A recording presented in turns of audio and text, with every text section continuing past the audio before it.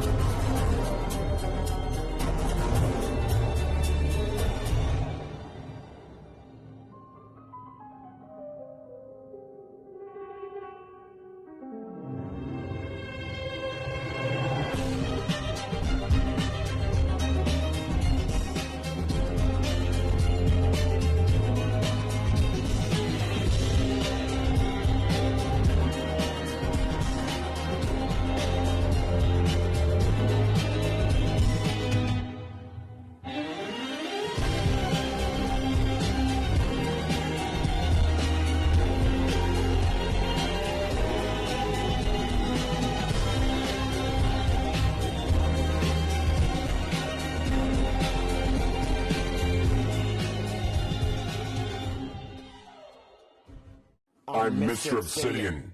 Prepare yourself for the Man of Black. Looks like the targeted individual community's not so crazy. Overt weapons, aren't they? That's correct. There's no entry or exit wound. How they're designed is to make the target feel like they're crazy, like they're imagining things. And you guys also said that these attacks are happening right here in this city, is that correct? I mean, there have been some that have gone public with respect to Washington, D.C. I think it was Mr. Grozev said you spoke to a Russian not agent who said that 5G. they believe that Americans are using these same weapons. Part of the CIA's motto to cover up the existence of this tech and these weapons. That is a very logical possibility. Thank you, Mr. Chairman. I yield back.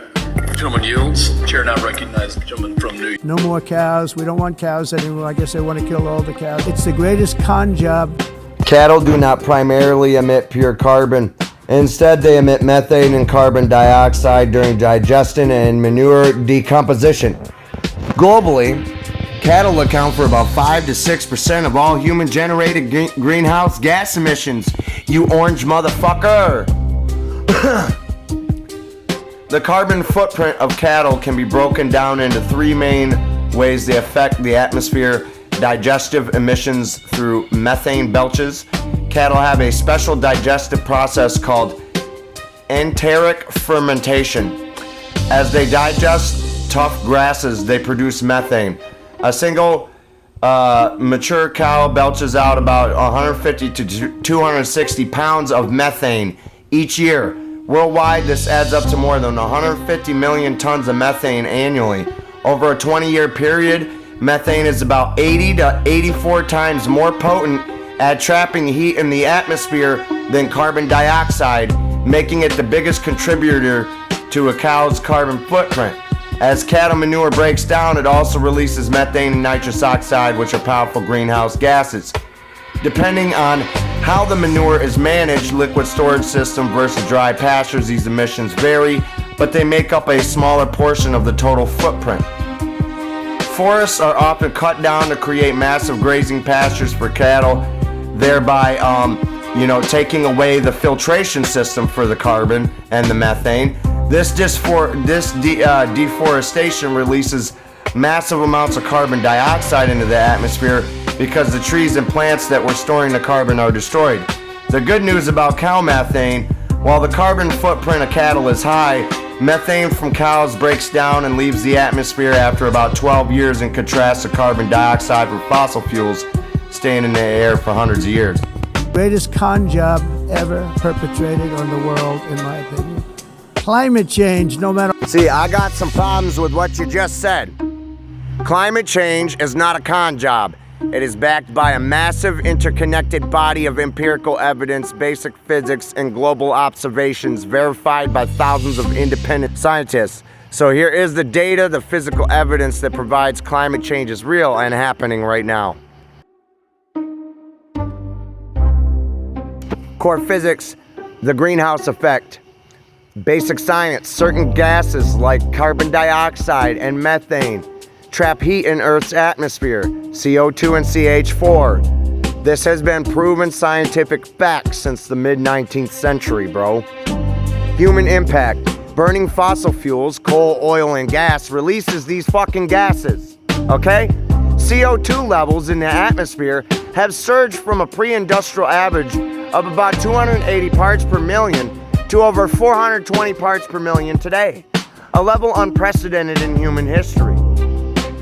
The rapid global temperature rise, the record. Earth's average global surface temperature has risen by roughly 2 degrees Fahrenheit. We've already hit the 2-degree mark, you stupid morons. You're too late, because you ain't listened 10 years ago. Make that 20. Since the late 19th century, the vast majority of this warming has occurred in the past few decades. The last 10 consecutive years have been the warmest decade on record. Melting ice and the rising seas. The glaciers and ice sheets satellite imagery shows that Greenland and Antarctic ice sheets are losing mass at a rate of 100 billions of tons per year. Glaciers worldwide are shrinking rapidly. The oceans absorb 90% of the excess heat trapped in the atmosphere. Water expands as it warms, which combined with melting ice has caused global sea levels to rise for about 8 inches. Why it cannot, in fact, be a con job. Global consensus. Virtually every major scientific academy and institution in the world, representing over 97 and 99% of actively published climate scientists, agree that human activity is driving climate change. So you're going to tell me that all of those people are stupid people? Countries that rarely agree on anything else, such as the United States, China, European nations, and Saudi Arabia have all publicly acknowledged climate change and participate in global climate treaties that you done removed us from, because you're a dumb fucking basketball. Hello? Think McFly? Diverse data sources. The evidence does not come from a single laboratory. It is gathered independently by weather satellites, ocean buoys, deep ice core, tree rings, the weather stations globally. For a hoax to exist on this scale, hundreds of thousands of scientists across centuries, disciplines, and rival nations would have to successfully coordinate a secret flawless lie. Okay? Why some people like you think it is a hoax. Earth has gone through the natural ice ages and warm periods before. However, those changes look thousands or millions of years. The current warming's happening in decades, which is too fast to be natural. Moving away from fossil fuels threatens trillions of dollars in oil, gas, and coal revenue, leading to heavy funding of public skepticism over the years, such as yourself. And I have proof of that. You oil tycoon, you. Okay? A brutal winter storm or a cold week in one specific town often leads people to think global warming isn't real. Climate is measured globally over decades, not day to day in one local area. But you're an oil magnate, and I'm gonna show everybody here in a minute. What happens? You're involved in that. No more global warming, no more global cooling. What the fuck is global cooling? He's talking about the UN Climate Accords, and he's also talking about Agenda 21. There's often for bad reasons. We're wrong. They were made by stupid people.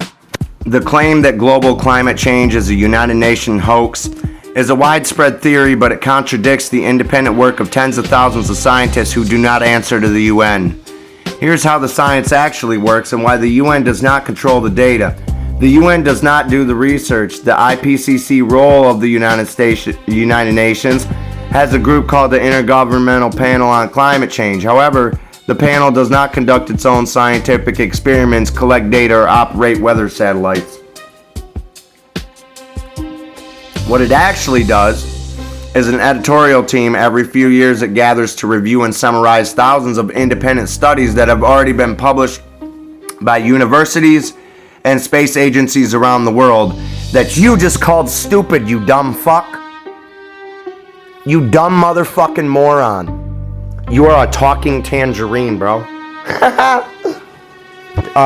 Independent agencies control the data. The primary data proving the Earth is warming comes from independent national agencies, military operation, public universities, including NASA, which belongs to you. Okay? Since you're president. And NOAA, the European Space Agency, the Japan Meteorological Agency, the Bureau of Meteorology in Australia, the UK Met Office in the United Kingdom. So you're calling all of those people ignorant, stupid fucking people. And that's what you're saying? That's what you're saying? Huh, you 80-year-old piece of shit? These organizations use their own distinct satellites, ocean buoys, and weather stations. They cross-check each other's data, and their findings consistently match. The UN has no power to dictate or manipulate the data these separate nations gather. Competitors and corporations agree. Global rivals, geopolitical adversaries like the United States, China, Russia, and India do not necessarily agree on UN policies, yet their internal national science academies, okay, all independently confirm that human-caused climate change is in fact occurring, okay? And if you really want to know, the AI data centers, we're going to get into that in a minute, but okay. So the oil industry, major oil and gas companies such as ExxonMobil and Shell spent decades publicly downplaying climate change. I'm sure that the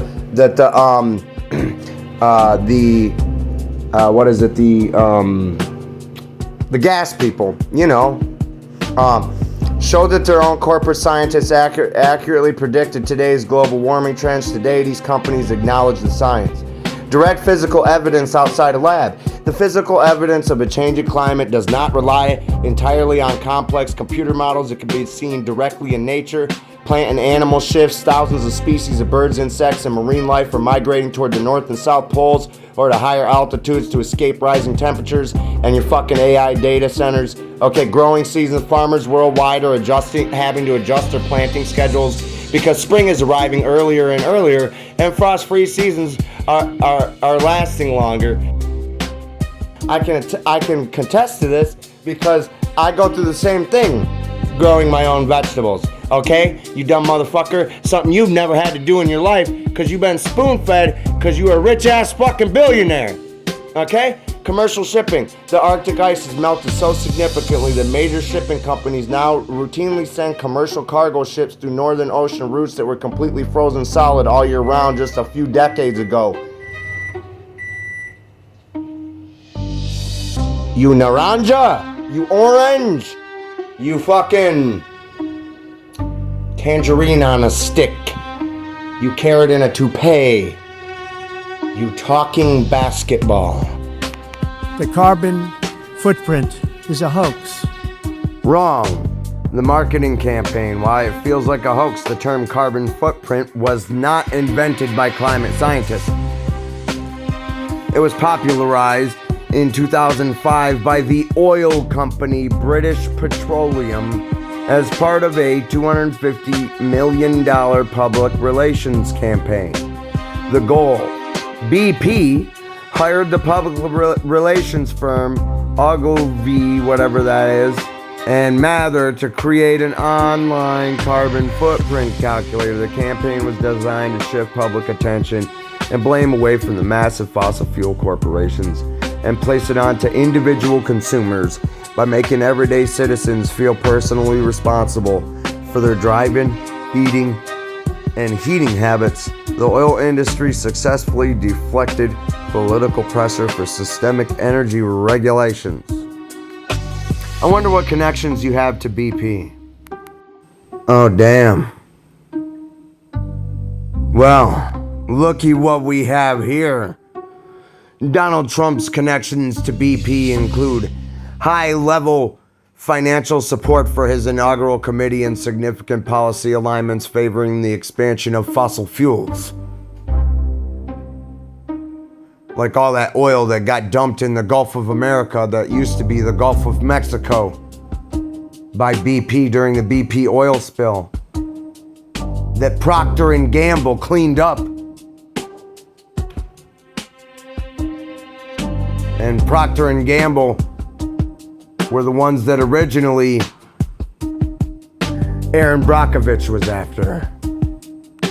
Inaugural support and lobbying, financial contributions. BP America donated $500,000 to Donald Trump's second presidential inaugural committee. During his previous administration, BP and the American Petroleum Institute successfully lobbied your administration to roll back Obama-era climate regulations, including rules restricting the venting and flaring of methane on federal lands. The Trump administration approved BP's $5 billion Cascada oil drilling project in ultra-deep waters in the Gulf of Mexico, located off of the coast of Louisiana. Would that be Deepwater Horizon? BP answered a call from the Trump administration for major energy companies to help rebuild the fossil fuel industry. As part of this initiative, BP secured an exploration and production license for the offshore oil and gas field in Venezuela. You talking basketball? Told you he was an oil tycoon. The math is real, even if the campaign was biased. While the rhetoric was a PR strategy, the accounting method is a standard scientific calculation. A carbon footprint is simply a tool used to measure the total amount of greenhouse gases, like carbon dioxide and methane, emitted by a specific source, just as a financial budget tracks where every dollar goes, which you don't fucking have, because we know you don't track your fucking money, because we know you don't pay your fucking taxes, because we know you know how to get around it with loopholes. Okay, carbon accounting tracks how much raw materials consumed and how much gas is released as a byproduct. Here, let me teach the president something. Wait, you're not my president.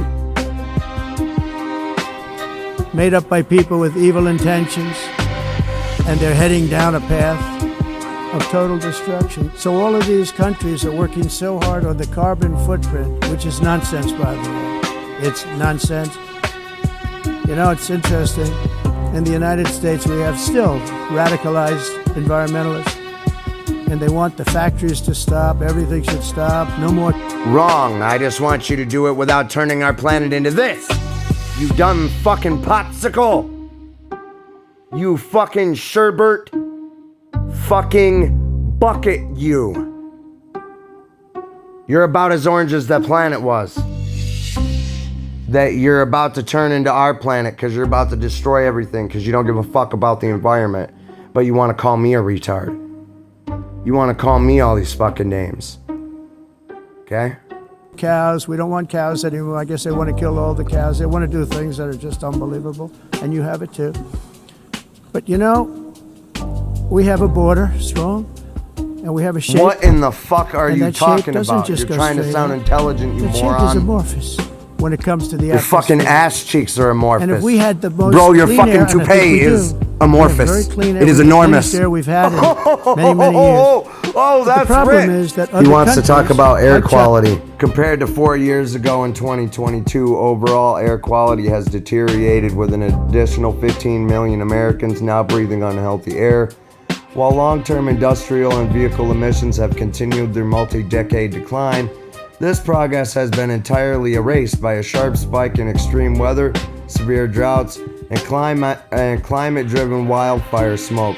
Rise in population exposure more. In 2022, the American Lung Association reported 137 million Americans, roughly 40% of the population, lived in countries with falling air quality. In 2026, that number has jumped to 152.3 million Americans, 44% of the population. Impact on children. Children have borne the brunt of this decline. In 2026, 33.5 million kids, 46% of all U.S. children, live in areas with falling grades for at least one major pollutant, representing a significant increase over 2022 levels. According to data compiled from EPA's National Air Trends tracking the historical downward trajectory for several major criteria, pollutants officially reversed course after 2022, which is right before you got elected. driven by hotter summers and extreme stagnation. Ground level ozone has surged. Exposure to unhealthy ozone now impacts more Americans than it did in 5 years preceding. Okay. Three major criteria: pollutants, carbon monoxide, ground level ozone, and fine particulate matter. EPA explicitly attributes this reversal to intensified wildfire activity and prolonged regional droughts. Due to your fucking AI data centers, you stupid. You basketball. Hello, can you say basketball? China, which has air that's a little bit rough. It blows. From what I heard, no matter what you you're blow doing down Bubba. here, Bill Clinton, the air up Bubba, here you blow Bubba. You tends blow. to get very dirty because it comes in from other countries where their air isn't so clean. Oh, you wouldn't mean Gaza or Israel, would you? At a time when the impact of climate change is undeniable, some researchers suggest we need to start work on far more ambitious approaches for tackling these problems. These proposals are often referred to as geoengineering. Science correspondent Miles O'Brien looks at one such concept to deal with the melting of glaciers and sea ice. It's for our series, Tipping Point.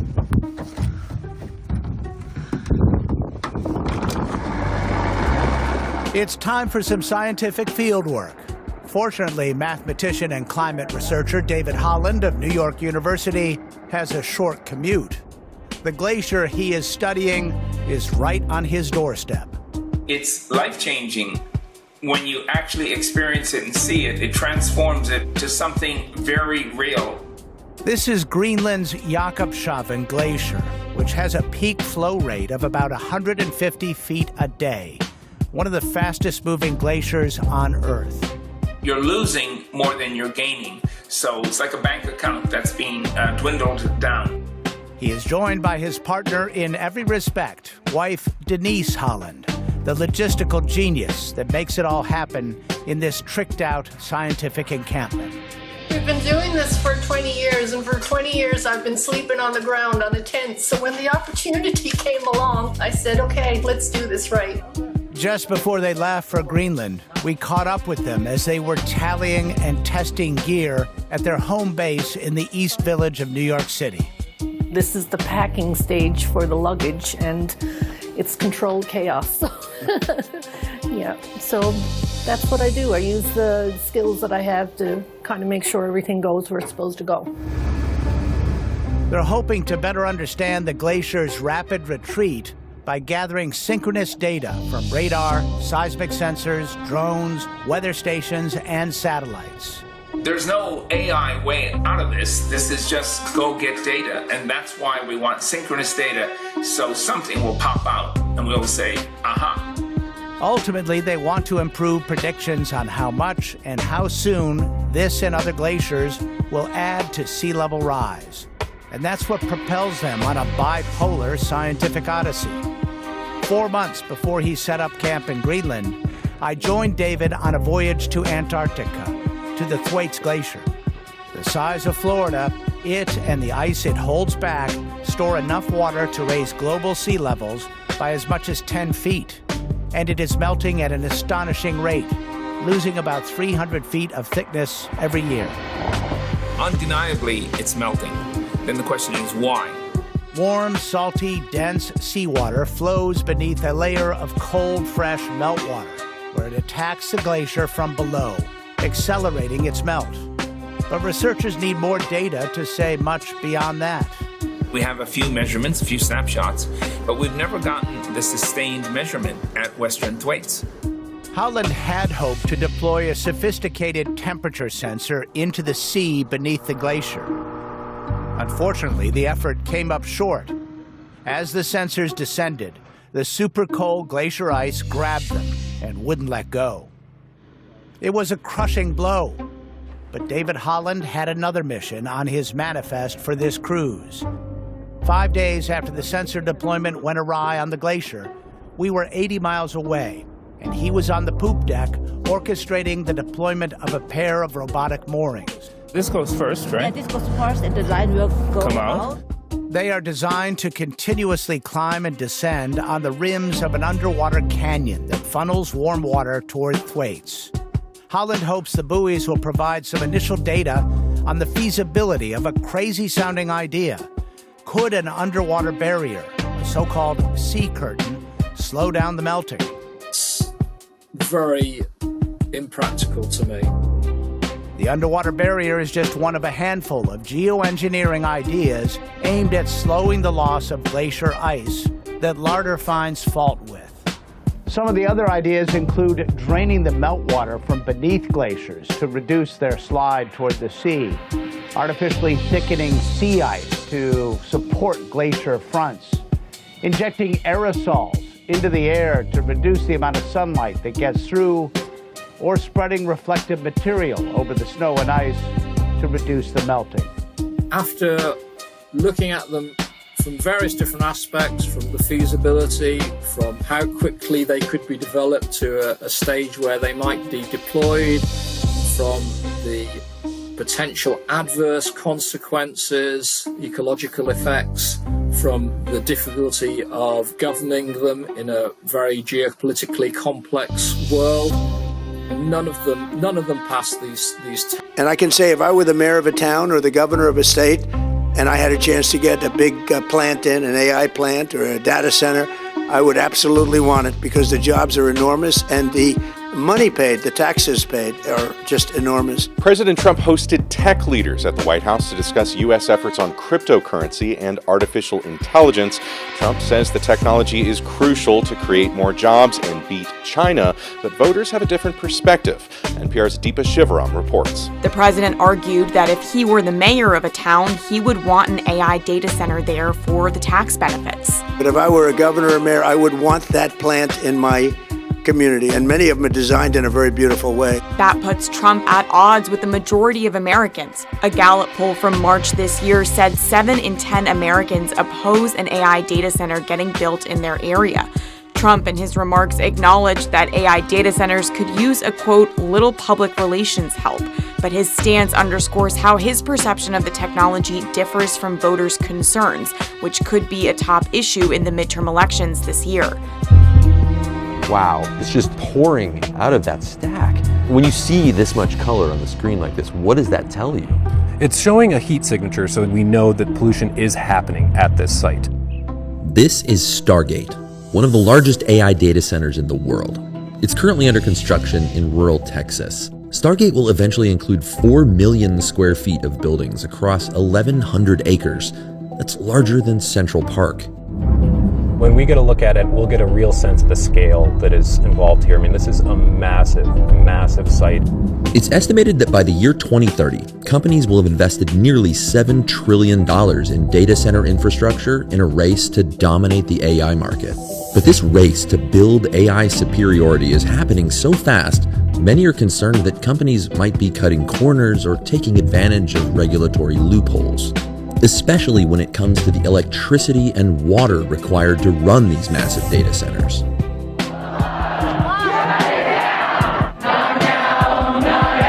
Want any questions answered? We just want it stopped. People all over the US are raising the alarm about the impacts that these data centers could have on their health, their homes, and their livelihoods. Evan Simon has been investigating data centers around the US. He's already found that some AI data centers are brazenly defying environmental laws, and regulators are doing little to stop it. There's really a transparency issue around the AI industry right now. It feels like a really important time for us to really pay close attention to these things. We're teaming up today to take you up above for a different perspective on this science story, using a drone fitted with a thermal camera to investigate what's really happening at one of the world's largest data centers, and how it's impacting the people who live in its backyard. There are a lot of people that have not seen what we hope to show through the drone footage, especially the thermal drone footage. Is this even legal? Data centers around the country are increasingly relying on their own custom-built gas power plants. The Stargate data center already has 62 diesel generators and 10 gas-powered turbines on site, with plans for 41 more. This will make it one of the largest fossil fuel power plants of any kind in Texas, and it's just to power this data center. Why is it so important that we keep an eye on this growing industry? There's a lot of secrecy surrounding these sites. Public officials are signing NDAs, companies are using proprietary information shields, and state and federal regulators don't seem like they're able to keep up. So we feel like it's really important at our newsroom to monitor what seems like a fairly lightly regulated industry, especially as it grows at such a rapid clip. The proposed on-site power plant could deliver more than 1.7 gigawatts of power. That's enough energy to power more than 1 million homes for a year. And the plant will emit more than 7.8 million tons of greenhouse gases each year. That's the annual emissions of about 2 million cars. Satellite imagery reveals the enormous impact it has made to the landscape from 2024 to today. And the construction still hasn't been completed. All right, so this is what it looks like in a standard drone shot, but watch what happens when I switch to thermal. Wow. It's important to note that it's not showing us the specific pollutants or specific gases that are emitted by these turbines, but just by showing us that heat signature, we know that pollution is happening at this site. Gas turbines like these are essentially jet engines that generate electricity. And they emit a lot of greenhouse gases and harmful air pollution, which is linked to asthma, heart attacks, and even premature death. The day we filmed, Stargate was only operating one of the 10 turbines that it has on site. But it eventually plans to have more than 50 of these turbines powering its operations here. As Colossus, which helps power their chatbot, Grok. In this drive for speed, this race for AI dominance, Elon Musk and XAI parked these massive turbines on tractor trailers to power their operations. They then argued that these were temporary power sources and therefore did not require state or federal permits to operate. That is really out of step with long-standing EPA policy that turbines like these, which are major pollution sources, require permits regardless of whether or not they're considered temporary or not. We genuinely just don't understand how they're still allowed to run their turbines right now. There's people in the very neighborhood that we're standing next to right now. It's because Donald Trump issued an executive order allowing them to do this shit. They're living really, really close to it. Never really got a good sense of what was there in their backyard. I did not discover that the power plant was going to be built until it was actually here. There wasn't a public meeting or anything like that. It was just kind of here all of a sudden, which was a big shock and a big surprise. I was really fortunate to speak with a resident who has a home directly across the street from the South Haven gas plant, a woman named Crystal Polk, and she agreed to let me fly the drone from her property. As soon as the drone rose above the tree line, I could see that a number of these turbines were emitting very, very strong heat signatures, at least a dozen. And it seemed to me very obviously that these turbines were operating. Having turbines running so close to my home that are unpermitted is a very deep concern. I am severe asthmatic as well as some of my children. I am very concerned about what is going to be in the air and how it's going to affect my health. We were going to retire here, but now we have emptied the house of all furniture because of the pollution. I think I shed a few tears because it's been my forever. It's where I grew up. The bring your own power plant strategy seen at Colossus was once an outlier in the industry. But this strategy has gone mainstream, and nowhere is that more apparent than in Texas. There are roughly 300 data centers here in Texas, with at least 100 currently under construction, with an additional 100 more planned. And the vast majority are powered by fossil fuels. Texas has around 80 gigawatts of natural gas power under construction. And roughly half of those plants will provide power exclusively to data centers, without even connecting to Texas's electrical grid. Some of these approved sites are massive. One approved site in West Texas is slated to generate nearly 8 gigawatts alone, making it the largest proposed data center in the country. That 8 gigawatts is roughly enough to provide electricity for more than half the homes in the state. But that power will be off the grid, solely for one data center. While this so-called behind-the-meter strategy can reduce strain on the grid and might keep electricity prices down for consumers, it also means more power plants emitting more harmful pollutants across the state. The companies building these data centers almost always promise that they'll use renewables or nuclear when they announce their projects. But when you look at the data, most of what's actually being built right now is powered entirely by natural gas. It will be at least 2028 before renewables power AI at any real scale, and new nuclear plants are a decade or more away. These fossil fuel-powered facilities generate fine particulate matter, widely understood to be detrimental to human health. One study estimated the healthcare-related costs for people living near a similar Virginia power plant could be up to $100 million a year. And that's not the only risk. Researchers have shown that data centers create their own heat islands, raising temperatures nearby by as much as 2 degrees Celsius through their heavy use of industrial equipment and energy consumption. AI chips and models are becoming more efficient when it comes to power and heat, but those efficiency gains are being exceeded by overall growth in AI usage, in part as a result of that efficiency gain.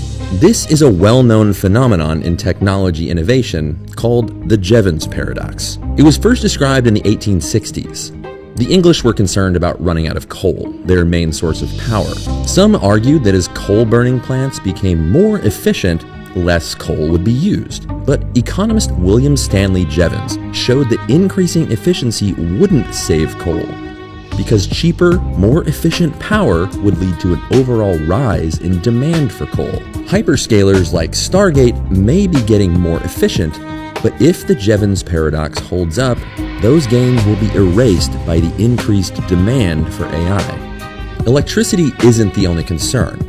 The tens of thousands of high-powered chips inside a data center like this generate enormous amounts of heat, requiring massive cooling systems to prevent failures. Stargate uses a closed-loop cooling system that circulates water to pull heat away from the machines. While these systems usually only need to be filled once, they do require more electricity to run. By some estimates, the rise in data centers in the state of Texas could increase water usage a whopping 9% by the year 2030.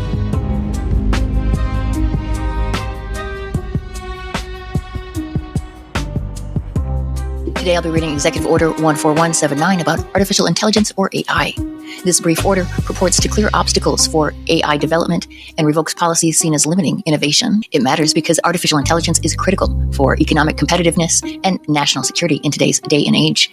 You'll hear how this order purports to keep the U.S. at the forefront of AI by promoting unbiased systems and accelerating technological progress.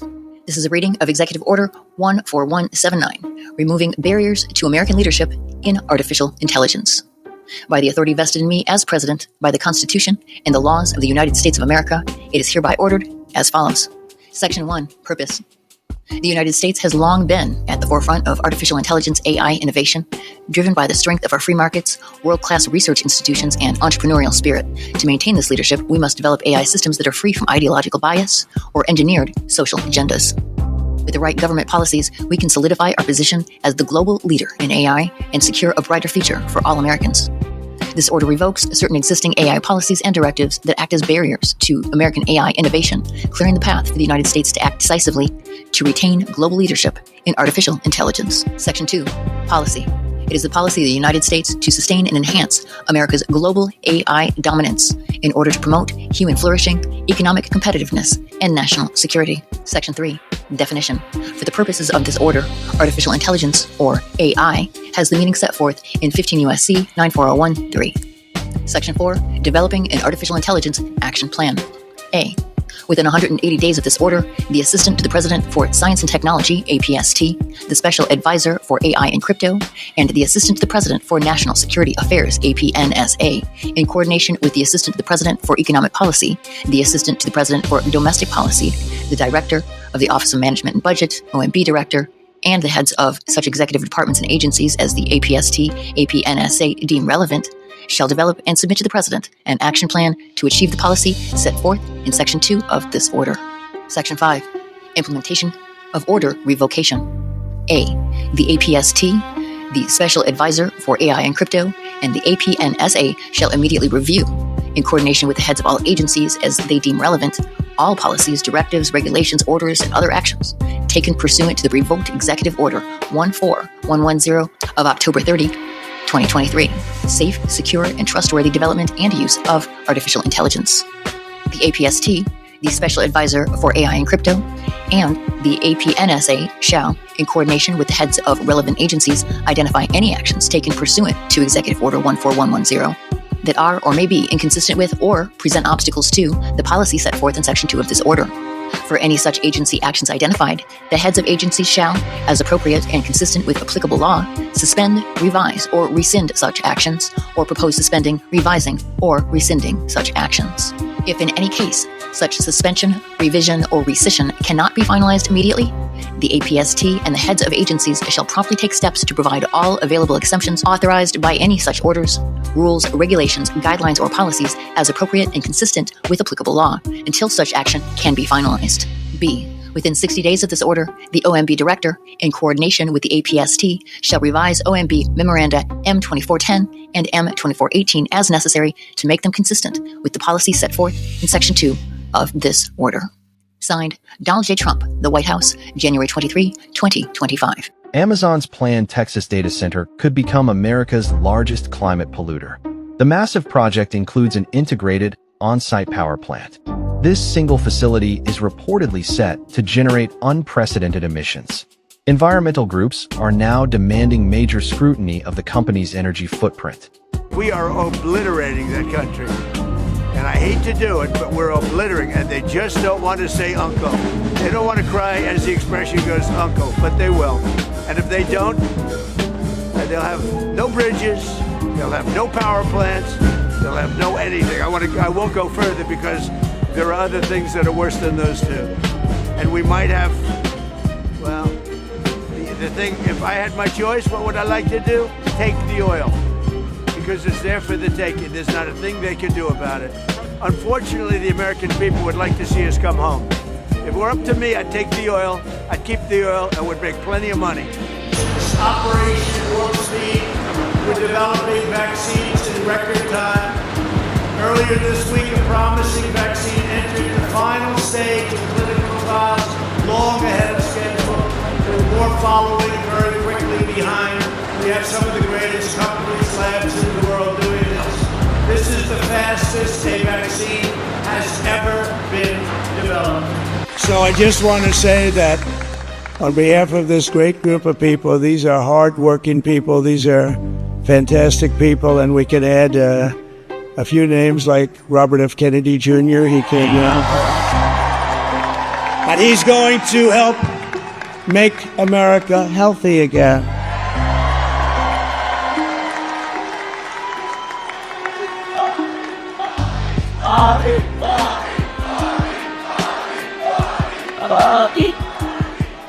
And now he's a great guy, and he really means it. He wants to do some things, and we're going to let him go to it. I just said, but, Bobby, leave the oil to me. We have more liquid gold, oil and gas. We have more liquid gold than any country in the world, more than Saudi Arabia. We have more than Russia. Bobby, stay away from the liquid gold. Other than that, go have a good time, Bobby. We're going to be paying down debt. We're going to be reducing taxes. We can do things that nobody else can do. Nobody else is going to be able to do it. President Trump says he doesn't think the Supreme Court will rule to stop construction of his new White House ballroom. The High Court is expected to weigh in this week on whether or not the president needs congressional approval to continue building. NPR's Deepa Shivaram reports. Trump showed off his construction projects to members of the press on the White House South Lawn. Like I'm fixing the country, we're fixing the White House too. Nearby is another construction project that's been in the works for more than a year. The new White House ballroom that would also have a hospital and a drone port, the White House says. In the coming days, the Supreme Court will decide on the next steps for the ballroom. Trump thinks the court will rule in his favor.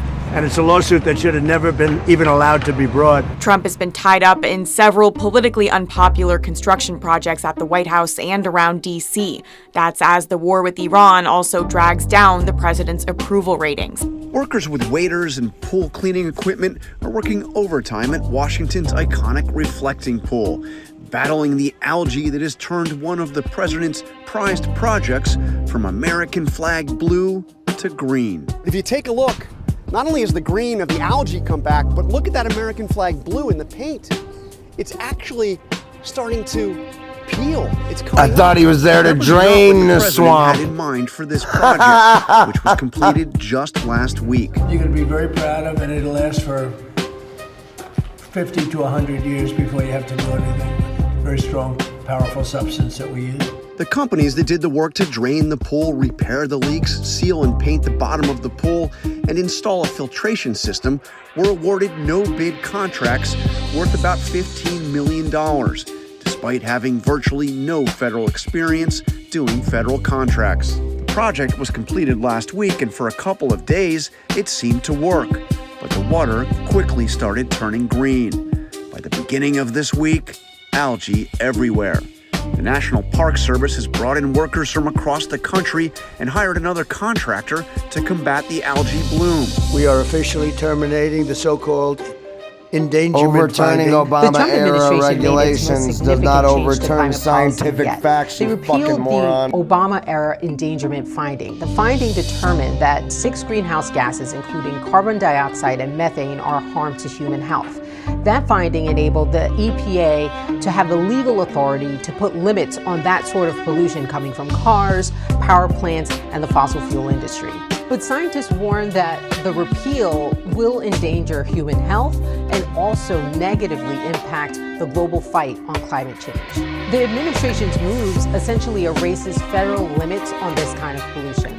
The president, when asked about the health impact of this move, said, I tell them don't worry about it because it has nothing to do with public health. This was all a scam. well, that's in conflict with decades of science. The legal battles challenging this latest move by the Trump administration is likely to go on for years to come.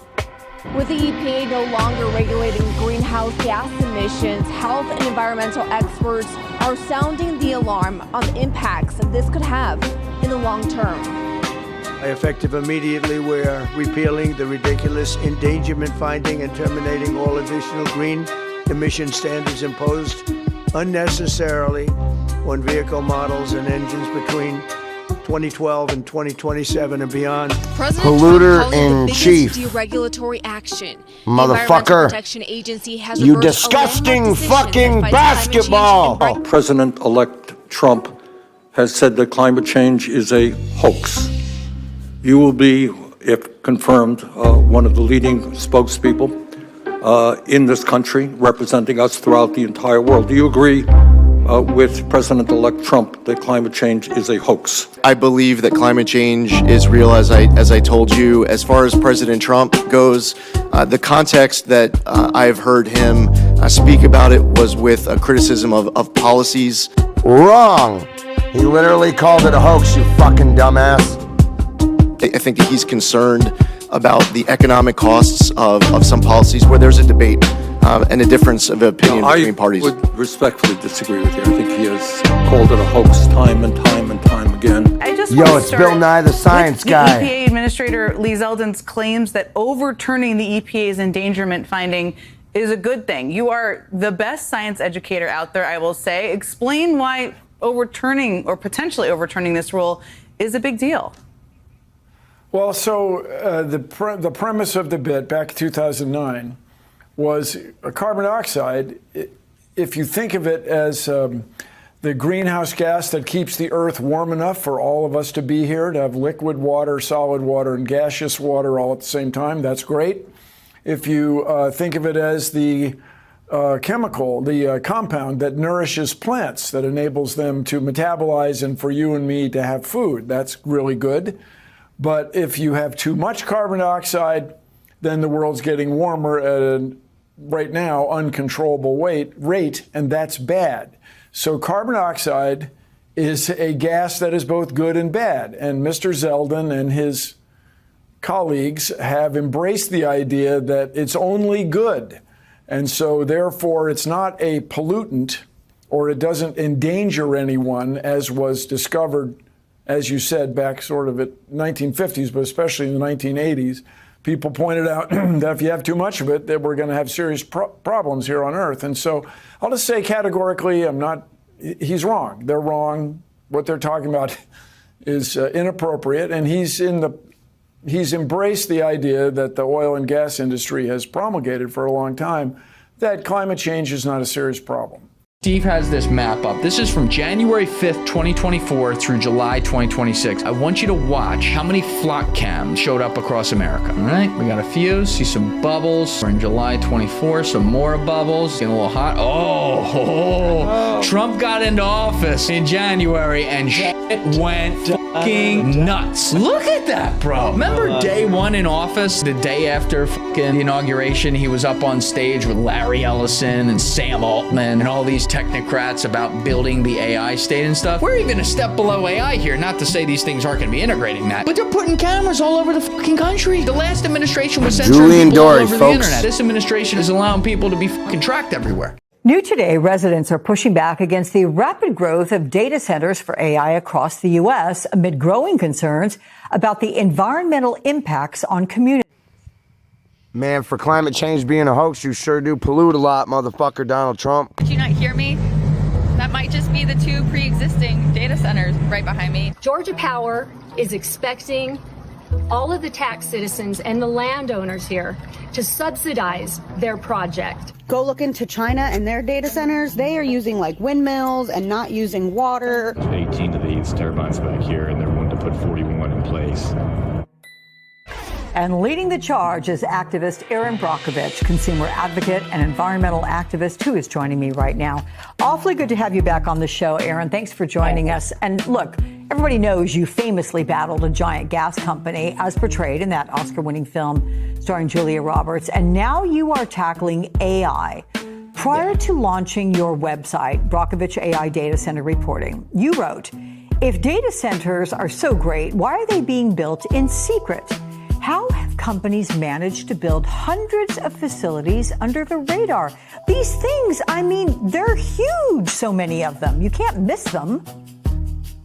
Yeah, no. So, the whole thing started for me when I had 30 individual emails from one community about data centers. That's usually a signal for me that something's going on.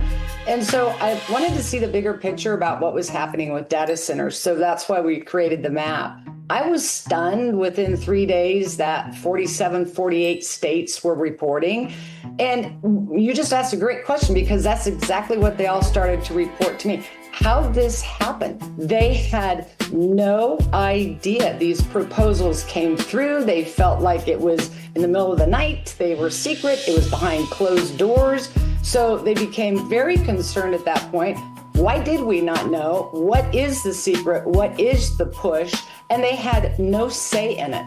So that's what's really started so many of these communities across the country. And I don't know, might want to ask Donald Trump. Data centers and how they got there.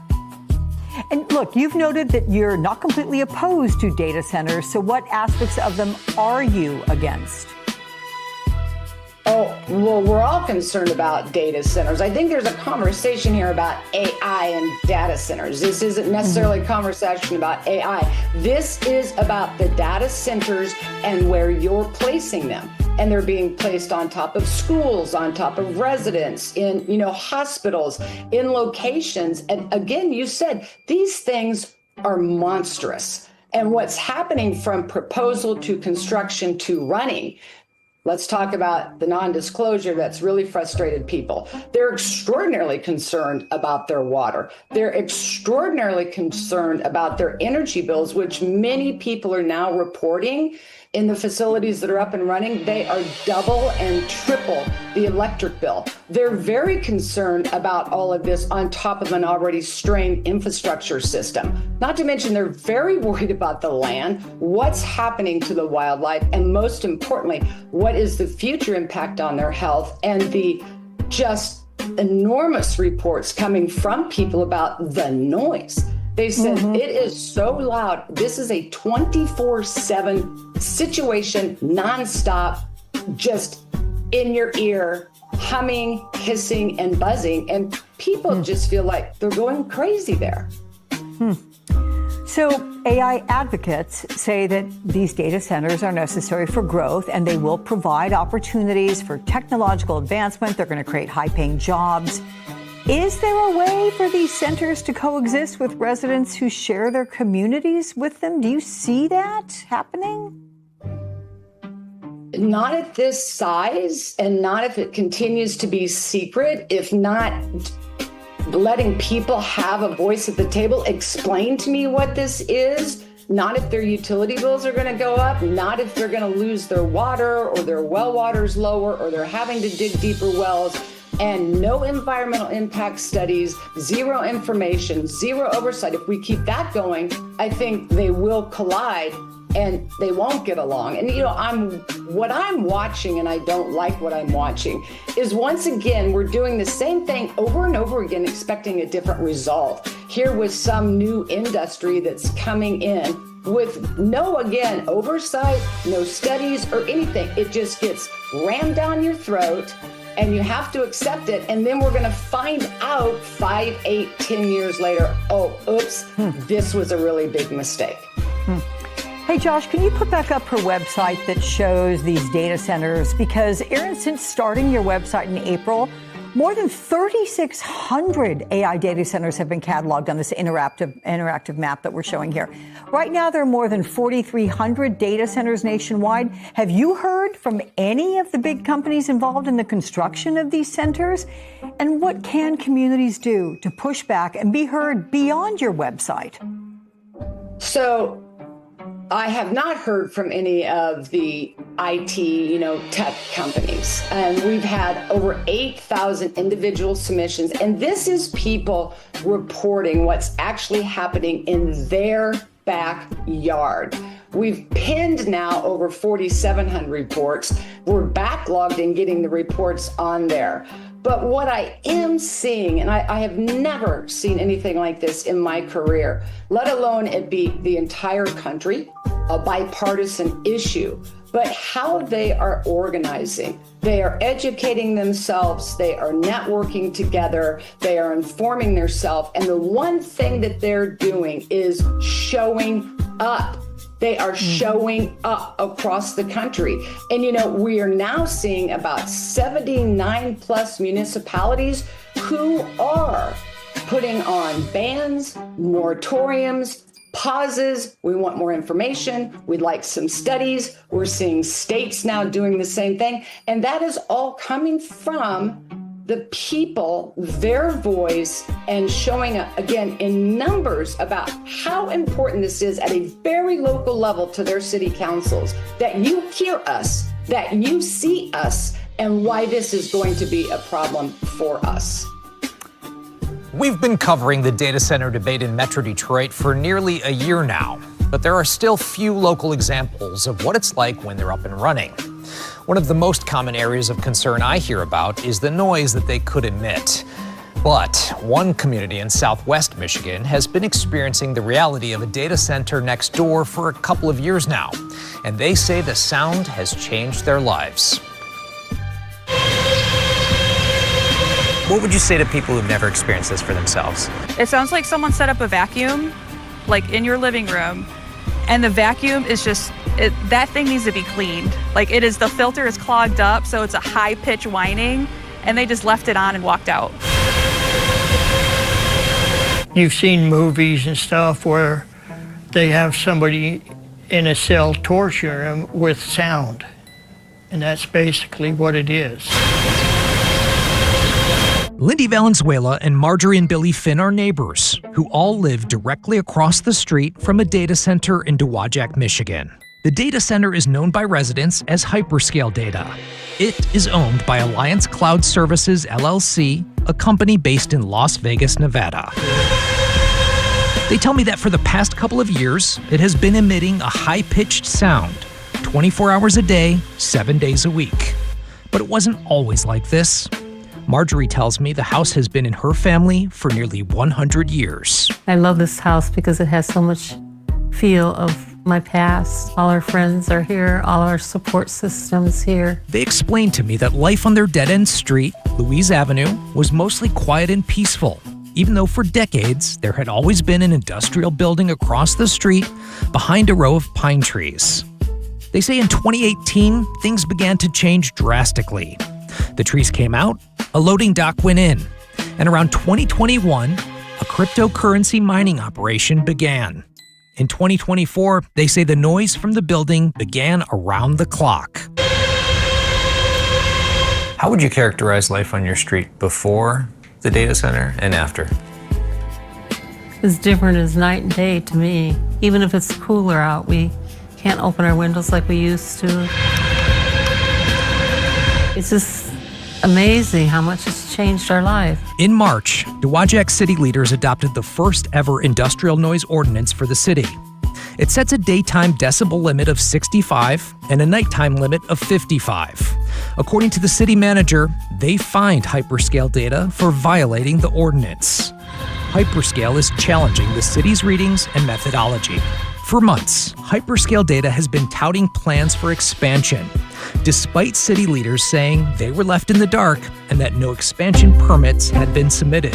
Last week, at the invitation of Dowagiac's mayor, the CEO of Hyperscale Data, William Horn, spoke directly to city residents at a special council meeting.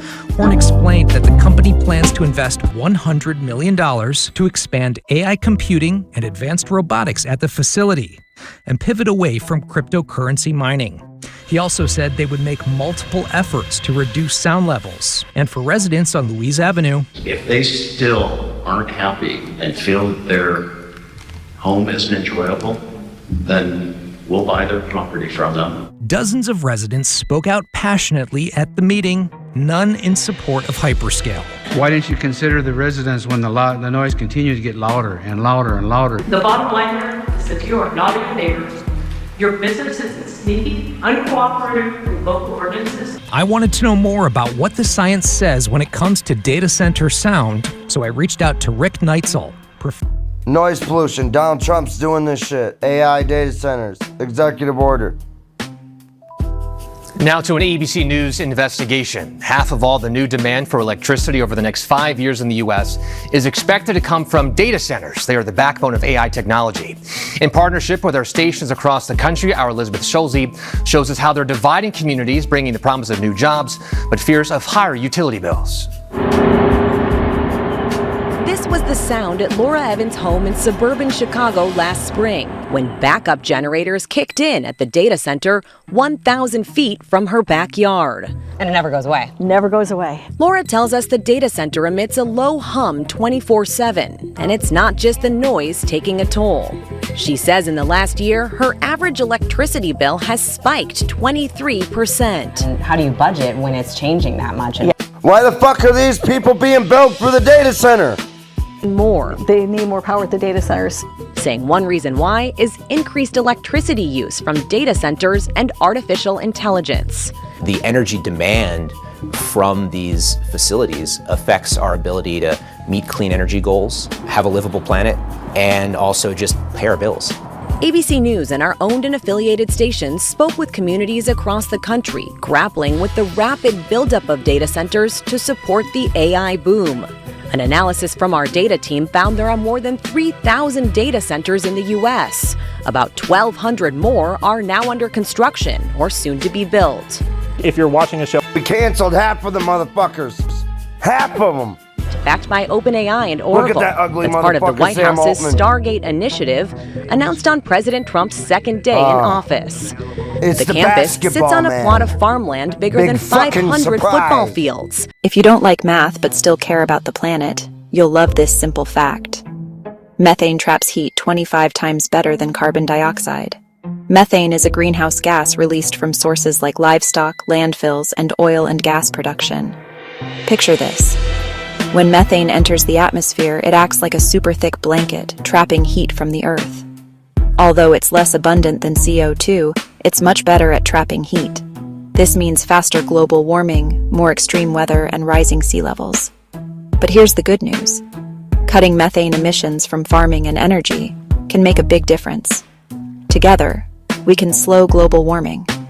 So, whether it's supporting sustainable farming or reducing waste, every little action helps. Let's be part of the solution. Thanks for watching, and let's keep our planet cool. Is methane worse for climate change than CO2? Imagine a gas that can trap heat much more efficiently than carbon dioxide but doesn't stay in the atmosphere as long. That's what makes methane a tricky player in climate change. Greenhouse gases like methane and carbon dioxide warm our planet by trapping heat in the atmosphere. This process is called the greenhouse effect. When sunlight hits the Earth, some heat escapes back into space, but greenhouse gases keep some of that heat close, causing global warming. Methane, which is made up of one carbon atom and 4 hydrogen atoms, is about 80 times more powerful than carbon dioxide at trapping heat over 20 years. Over 100 years, it's still about 28 times more potent. That means in the short term, methane can cause a lot of warming very quickly. But here's the catch. Methane doesn't stay in the atmosphere for very long, about 12 years. It breaks down into carbon dioxide and water when it reacts with oxygen. Carbon dioxide, on the other hand, can stay in the atmosphere for hundreds to thousands of years. So the methane, after while 12 methane years, breaks causes down into quick carbon spike in warming, dioxide its any effects fucking fade way. Faster. Methane also adds to warming in other ways. It helps from ozone in the lower atmosphere, which is another greenhouse gas, and water vapor in the upper atmosphere, both of which boost warming further. Because methane's impact is so strong in the short term, reducing emissions from sources like fossil fuel extraction, agriculture, especially livestock, and waste management can slow down rapid warming. Cutting methane emissions can help prevent extreme weather, wildfires, and crop failures in the near future. However, to truly stabilize the climate, cutting carbon dioxide emissions remains essential. Carbon dioxide's long-lasting presence means it's the main driver of long-term global warming. In the end, methane is worse than carbon dioxide for climate change in the short run because of its high heat-trapping ability and additional effects. But for lasting change, reducing carbon dioxide emissions is key. Both gases need attention to protect our planet now and in the future. I want to start big and broad, the macro. How would you describe it right now for you in your business? Natural gas markets, in one word, I would say it's going to be very volatile in the short term. And one word for the long term, I'd say incredibly exciting. When you look at the 3 major themes that are hitting energy right now, the desire to continue to evolve our energy systems, replacing coal with natural gas, major theme. AI is what everybody's talking about right now. That's going to be a major source of demand. And then providing energy security to our allies is still a thing, and that's going to be playing on the LNG. You step back and you add it all up, we're talking about a 20 to 40% increase in natural gas demand in this country.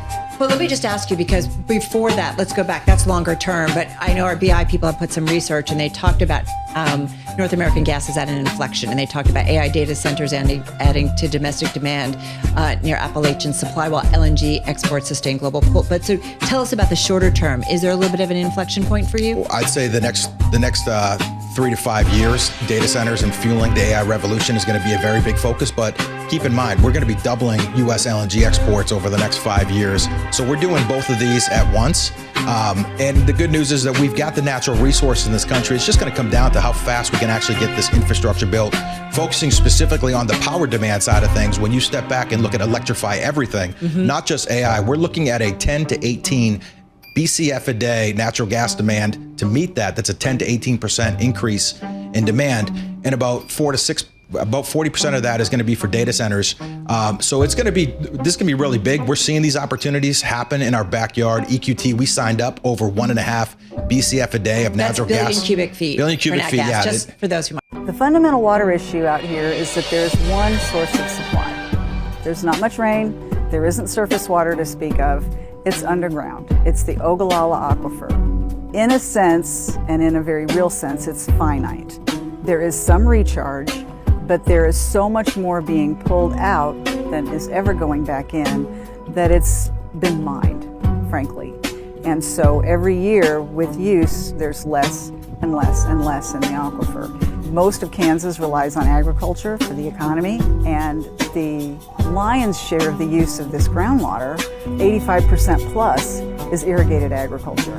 Now we're at a critical stage where Western Kansas needs to use water differently to extend the life of that aquifer. Or just wait until the AI data centers get a hold of them. If we don't change what we're doing, it's going to run dry. Beneath 8 states in the center of America, from South Dakota down to Texas, lies the Ogallala Aquifer, an underground sea the size of California that doesn't appear on any map you've ever seen, but one that every third pound of food in this country depends on. It turned these dry plains into America's breadbasket, and right now it's being drained faster than it can exist. To understand how an underground sea ended up beneath dry land, you need to look at the map. A hidden boundary runs through the center of the United States, the 100th meridian. East of it, there's enough rain for farming. West of it, the Rocky Mountains intercept moisture from the Pacific and leave the plains dry. This boundary is so sharp you can see it from space at night.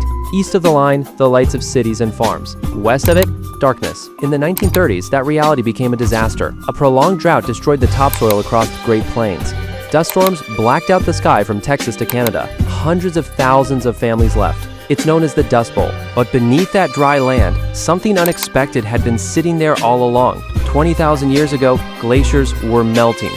Water from the Rocky Mountains slowly seeped down into porous sandstone beneath the plains and accumulated there over millennia. That's how the Ogallala formed. In some places, the water-bearing layer reaches 300 meters thick. That's like the Empire State Building buried underground. Rainwater barely replenishes it, less than 3 centimeters a year, while farmers pump out 50. This is fossil water. It sat untouched for 20,000 years, until the pumps arrived. In the 1940s, powerful pumps and center pivot irrigation systems arrived, huge metal arms on wheels that slowly rotate and water the field. From space, the Great Plains look like yellow land covered in perfect green circles. The land that was called unfit for settlement started feeding the country. Texas, a quarter of all American beef. Kansas, more wheat than any other state. Nebraska, corn that feeds half the livestock in the country. One underground reservoir holds up a third of all irrigated farmland in the United States. Garden City in Kansas became one of the largest meat processing complexes in the world. Amarillo in Texas became the hub through which the trade of the entire panhandle flows. Both cities exist because there's water beneath them. For 80 years, this looked like a victory over geography, but the water was being pumped out 15 times faster than nature could return it. Farmers pump 50 centimeters of water per year. Nature returns 3. 80 years in a row. In the north, under Nebraska, the water table is deep and relatively stable, but the further south you go, the thinner it gets. In western Kansas, some counties have lost 80% of their water. The state's governor said it plainly. Parts of western Kansas have 25 years left. In Texas, farmers turn on the pump and air comes out. Green circles are going dark on the map one by one. Stopping the pumping and waiting isn't an option. A Texas farmer named Glenn Schur put it this way. His grandfather dug the well. His father pumped water from it, and his will be the generation that caps it. Someone else is already moving in to take his place. I also Tech have the companies build solution to data all this centers bullshit where right land here. and energy are cheap and draw water from the same aquifer. One large data center uses as much water as a city of 50,000 people every single day. Texas already has more than 400 of these facilities, and that number is doubling every few years. Texas operates under a rule of capture. A landowner can pump as much water as they want from beneath their property for any purpose, with minimal restrictions. That's the same law that gives tech companies access to the same aquifer. No serious limits, no accountability to neighbors. In Amarillo, directly above one of the most depleted sections of the Ogallala, the Matador campus is under construction, an area the size of 250 football fields just for data centers. The city council approved a contract. 2.5 million gallons of water per day, the same amount the entire city of Amarillo uses, drawn from the same water supply fed by the aquifer. Now, it will cool servers instead. When the Ogallala runs dry, tech companies move to the next water source, further north, the Great Lakes region. Ohio, Michigan, Indiana, a fifth of all the fresh surface water on the planet is concentrated here. Ohio has already approved more than 70 large data centers, but Lake Erie isn't just a large body of water. It supplies drinking water to 11 million people in the United States and Canada, and it already has a problem built up over decades of agricultural runoff. Toxic algae blooms that close beaches every summer and threaten water intakes across the region. Data centers discharge warm water after cooling their servers into rivers that feed into Erie. Thermal pollution accelerates the growth of those same algae. At the end of 2025, Ohio residents filed thousands of official objections against a simplified discharge permit process for data centers. The same logic that drained the Ogallala just moved to the next source. But while it searches for new water in the north, the old one keeps disappearing. Beneath the center of America, that underground sea still lies there. Only there's less of it. Well by well, year by year, farmers drill deeper. Data centers take what's left. The green circles on the plains of Kansas and Texas are going dark one by one. The corn and cattle belts will shift north to Iowa, Minnesota, Wisconsin, where rain still falls. This isn't a catastrophe happening tomorrow. It's a process already visible on the map. Right now, maps don't show reality. They always catch up to it. The Washington Post's latest investigation is raising some questions about how much oversight there is when it comes to police surveillance. This comes after Flock, which is the country's most prominent seller of automated license plate readers, said that it will require stricter oversight after a Post investigation found that dozens of officers had misused its cameras to spy on their exes and their romantic interests. Flock cameras are designed to capture license plates and track the movement of vehicles, and they become a major law enforcement tool across the country. Police say they can help solve crimes, find missing people, and track suspects. However, a Washington Post investigation found officers using that technology for something very different, including allegedly tracking their exes and romantic interests. And perhaps just as concerning, the investigation found many police departments were not actively looking for that kind of misuse. So now Flock announcing that it's changing some of its policies. As we're following this, I want to bring into the conversation Doug Macmillan with the Washington Post. Thanks so much for joining us here on Live Now from Fox. Hi, thanks for having me. So let's just set the scene here. For people who aren't familiar with how these Flock systems work, can you just walk our viewers through that? Yes, this is a very powerful surveillance system, nationwide system of license plate reading cameras that essentially are reading the license plates on cars as they drive by a highway or drive by a city street or a street corner in the city center. Police departments are putting these up because they say that it helps with their investigations. When there's a crime happening and somebody is getting away, they say that they're using these networks to follow those cars out of town or to see where a suspect escaped to, and investigators and police investigators are saying these are extremely valuable tools that are helping them solve crimes that they could not solve before, or that they would have had much more difficulty solving in the past. But the problem, as you noted in your top here, is that a lot of people think that this is pushing surveillance to kind of a new level, and that by giving police this kind of always on picture of where cars are going, it's opening the system up to bad actors who might come in and abuse that system. Justice. We welcome back Sheriff of Volusia County, good friend of the show, Mike Chitwood. Sheriff, are you surprised, as we last talked 2 or 3 weeks ago, how the outrage over Flock has grown in such intensity? Thanks for having me, Leland. And I'm going to quote Winston Churchill: "A lie gets halfway around the world before the truth gets a chance to put its pants on." Those people that you interviewed, they are absolutely not stating what the facts are. It does not take pictures of you. It scans license plates. And as far as policing our own, Flock has a system in there that you could check on every single thing that your deputies are doing. My policy is 717 times would never happen. If you do it once, you're fired and you're referred for prosecution.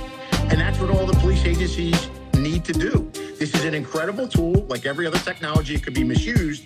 Over the next 10 minutes, we're going to focus on the big story of the day, the US heat wave threatening the 4th of July weekend, as Europe also heats up again. New York City will enter a heat emergency that will last through the 4th of July weekend.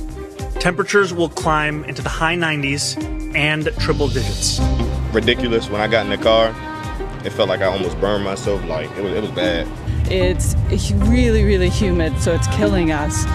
On July 4th. Hey, Donald Trump, this is that climate change hoax you were talking about. You like sweating to death, motherfucker? Yeah. It's going to be approximately 107 degrees out. And I'm going to go and I'm going to make a really long speech. It's super hot. We are hot. Even being from Arkansas, we thought we could handle the heat, but it's been very warm. It is just really, really oppressively hot out here. We're just sweaty and fine with it. Yeah. Well, millions of people across the US are enduring dangerous heat and humidity, with temperatures expected to reach 100 degrees Fahrenheit across this 4th of July weekend. It's not just any 4th of July, this is America's 250th anniversary, and there are tons of events and celebrations planned across the US and also in the capital, where it is scorching. But President Trump says that won't hold him back.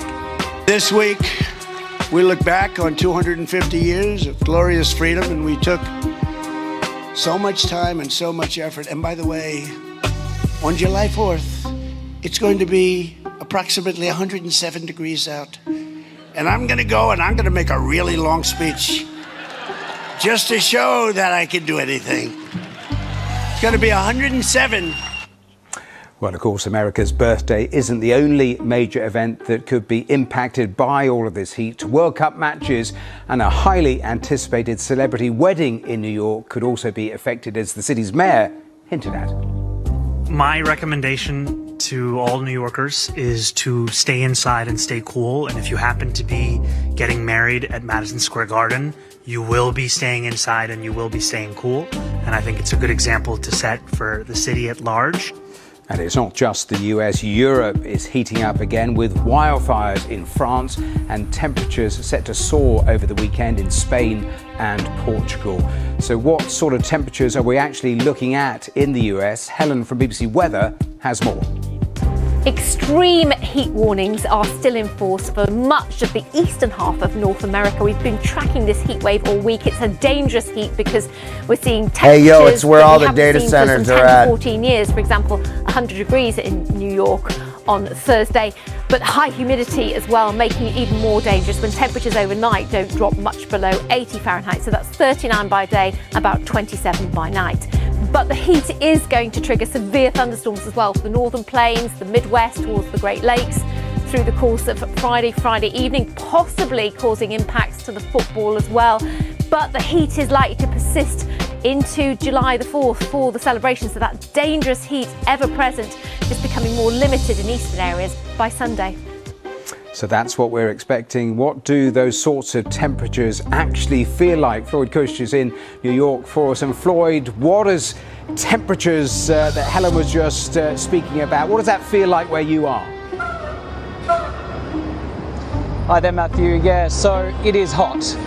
It's about 36 degrees Celsius here in New York, which is about 97 Fahrenheit. And it's sticky.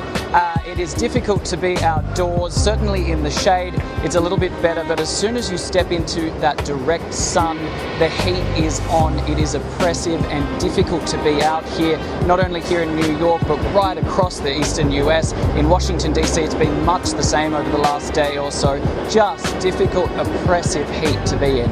It really is stifling. A quick follow-up though, we often hear it's 100 degrees, but for people who aren't in the US, they are asking, what is that in Celsius? Yeah, so 100 degrees is about 38 degrees Celsius. So that gives you a pretty good idea of how hot it is. And we're due to hit that here in New York in the next couple of hours. And I can tell you, it's not nice to be in. Sure, that's true. Back to you in a moment, but Europe has seen record-breaking temperatures across the continent in June, and this weekend it's heating up yet again. France says it's recorded well over 2,000 excess deaths as a result of last month's blistering heat wave, and there have been intense wildfires now across the Mediterranean coast, with thousands of people already evacuated. So what is expected over the weekend? Our correspondents in Madrid and Lisbon have been explaining. Here in Spain, areas down in the south and southwest of the country are expected to see the worst of the heat over the next few days. For example, the provinces of Badajoz and Sevilla are expected to see temperatures reaching up into the low 40s Celsius.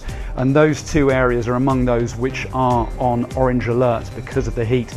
And the National Weather Agency has warned that because of the high temperatures over the coming days, there will be a particularly high risk of wildfires.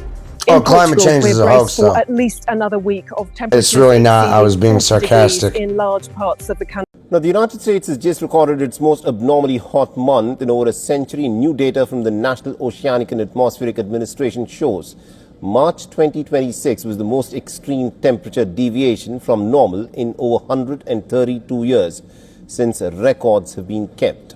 Let that sink in. Now, the average temperature across the lower 48 states hit 50.85 degrees Fahrenheit, which is a massive 9.35 degrees Fahrenheit above the 20th century average. This shatters the previous record that was set in 2012. One reason that's so concerning is just the sheer volume of records, all-time records that were set and broken during that time period. But also this is coming on the heels of what was the worst snow year and the hottest winter of record. And daytime heat was even more intense. Average highs ran more than 11 degrees above normal, nearly matching what the country typically sees in April. This is not an isolated spike. 6 of the 10 most abnormally hot months in US history have now occurred in just the past decade. And the heat isn't letting up anytime soon. Climate experts warn that this is part of a longer and a more dangerous trend, a winter that was already the hottest on record and is now spilling into an unseasonably hot spring. Meteorologists say that the scale of this event is simply unprecedented, with nearly 20,000 daily heat records broken across the country in just 1 month. So we're seeing this continuation of extraordinary heat that took place during the winter months, continuing into the spring months as well. That's where it's really concerning, is just the duration of this heat. And there is more cause for concern. Forecasters are now tracking a developing El Nino, a climate pattern that warms sea surface temperatures, weakens trade winds, and also leads to reduced rainfall. This could also strengthen into a concerning weather event in the coming year. And if that were to happen, then global temperatures could climb even higher. Picture this. You wake up one morning, walk down to the beach, and the beach is gone. Not because of the tide, because the ocean has quietly moved a few streets inland, and it has no plans to leave. At the very top and bottom of our planet sit 2 gigantic blocks of frozen water, the Arctic up north and Antarctica down south. Together, they hold most of the fresh water on the entire planet, locked away as ice. So, what if it all melted? Every last bit of it. Let's get one thing out of the way first. If the ice floating in the Arctic Ocean melts, the sea barely moves. Why? Because it's already floating in the water, just like the ice cubes in your drink. Your glass doesn't overflow when they melt. The North Pole is basically one giant ice cube in the world's biggest glass. The real trouble is down south, Antarctica. That ice isn't floating, it's sitting on solid land, piled up in some places almost 3 miles thick. And if all of that slides into the sea, the water has nowhere to go but up. And there is a staggering amount of it. Antarctica alone holds about 90% of all the ice on Earth, enough frozen water to bury a continent. That is the giant we're talking about waking up. So how much up are we talking? If every glacier and ice sheet melted, global sea levels would rise by around 60 meters. That's over 200 feet. Roughly the height of a 20-story building, lapping at your front door. Let's take a little tour of the new coastline. The Statue of Liberty? She'd be standing up to her shoulders in seawater, holding her torch up like someone wading through a deep pool, desperately trying to keep their phone dry. London, Shanghai, Miami, and the entire country of the Netherlands, all quietly slipping beneath the waves. And Venice? Venice has been rehearsing for this for about 1,000 years. Honestly, the rest of us are just finally catching up. Entire island nations, places sitting just a few feet above the sea, would simply vanish from the map, like someone quietly hit delete. A whole country, reduced to a great story that scuba divers tell each other. In the great drowned cities, life would get creative. Picture commuting to work by kayak, paddling between skyscrapers. Fish swimming lazily through what used to be a subway station. Your old gym membership, suddenly more of a scuba license. On the bright side, every surviving house technically becomes ocean view. Realtors would have a field day, right up until their office floods too. And of course, humans are nothing if not stubborn. Give us a few generations of rising water, and we'd probably just build upward. floating neighborhoods, houses on tall stilts, boats parked where cars used to sit. And somewhere, you just know, someone would open a little cafe on a raft and proudly call it rustic. But here's the part that really messes with your head. That quiet little inland town you moved to, far from the crowds, far from the tourists? Congratulations, you now own beachfront property. Cities that have never seen the ocean in their history would suddenly have a seafront, a harbor, and a flock of very confused seagulls showing up like, wait, when did this happen? And landlocked countries that never had a single beach could suddenly need a navy. Somewhere, a tiny mountain nation is frantically Googling how to build a port. But before you start panic selling your apartment, here's the reassuring part. None of this happens overnight. There's no giant wave, no dramatic splash. Melting all of that ice would take centuries, most likely thousands of years. It's less of a disaster movie and more of the slowest flood in history. And while that water creeps up over generations, the world above the surface starts changing in some genuinely surprising ways. Let's start with the biggest surprise of all. When we say Antarctica is ice, we forget there's actually land underneath all of it. Mountains, valleys, even ancient lakes that have been sealed in the dark for millions of years. Strip away the ice, and Antarctica becomes a brand new continent, green, rocky, and completely up for grabs. Imagine the world's strangest real estate rush. Countries racing south to plant flags on land that's been buried since before humans existed. Cozy beachfront villa in sunny Antarctica. A sentence that would suddenly, weirdly, make sense. The same goes for Greenland. Under all that ice is a massive island of bare rock and soil, ready to turn green for the first time in millions of years. Its name would finally, hilariously, make sense. Top of the world would open up. Ships could sail straight across the pole, slicing weeks off journeys that once had to crawl all the way around the planet. The North Pole, once the most frozen, remote place we could imagine, turned into a busy shipping shortcut. Santa's definitely going to need a permit. But it's not all bonus beaches and free continents. All that melting ice would pour an enormous amount of fresh water into the salty oceans. And the ocean's great currents, those invisible rivers that carry warm and cold water around the planet, run on a delicate balance of salt and temperature.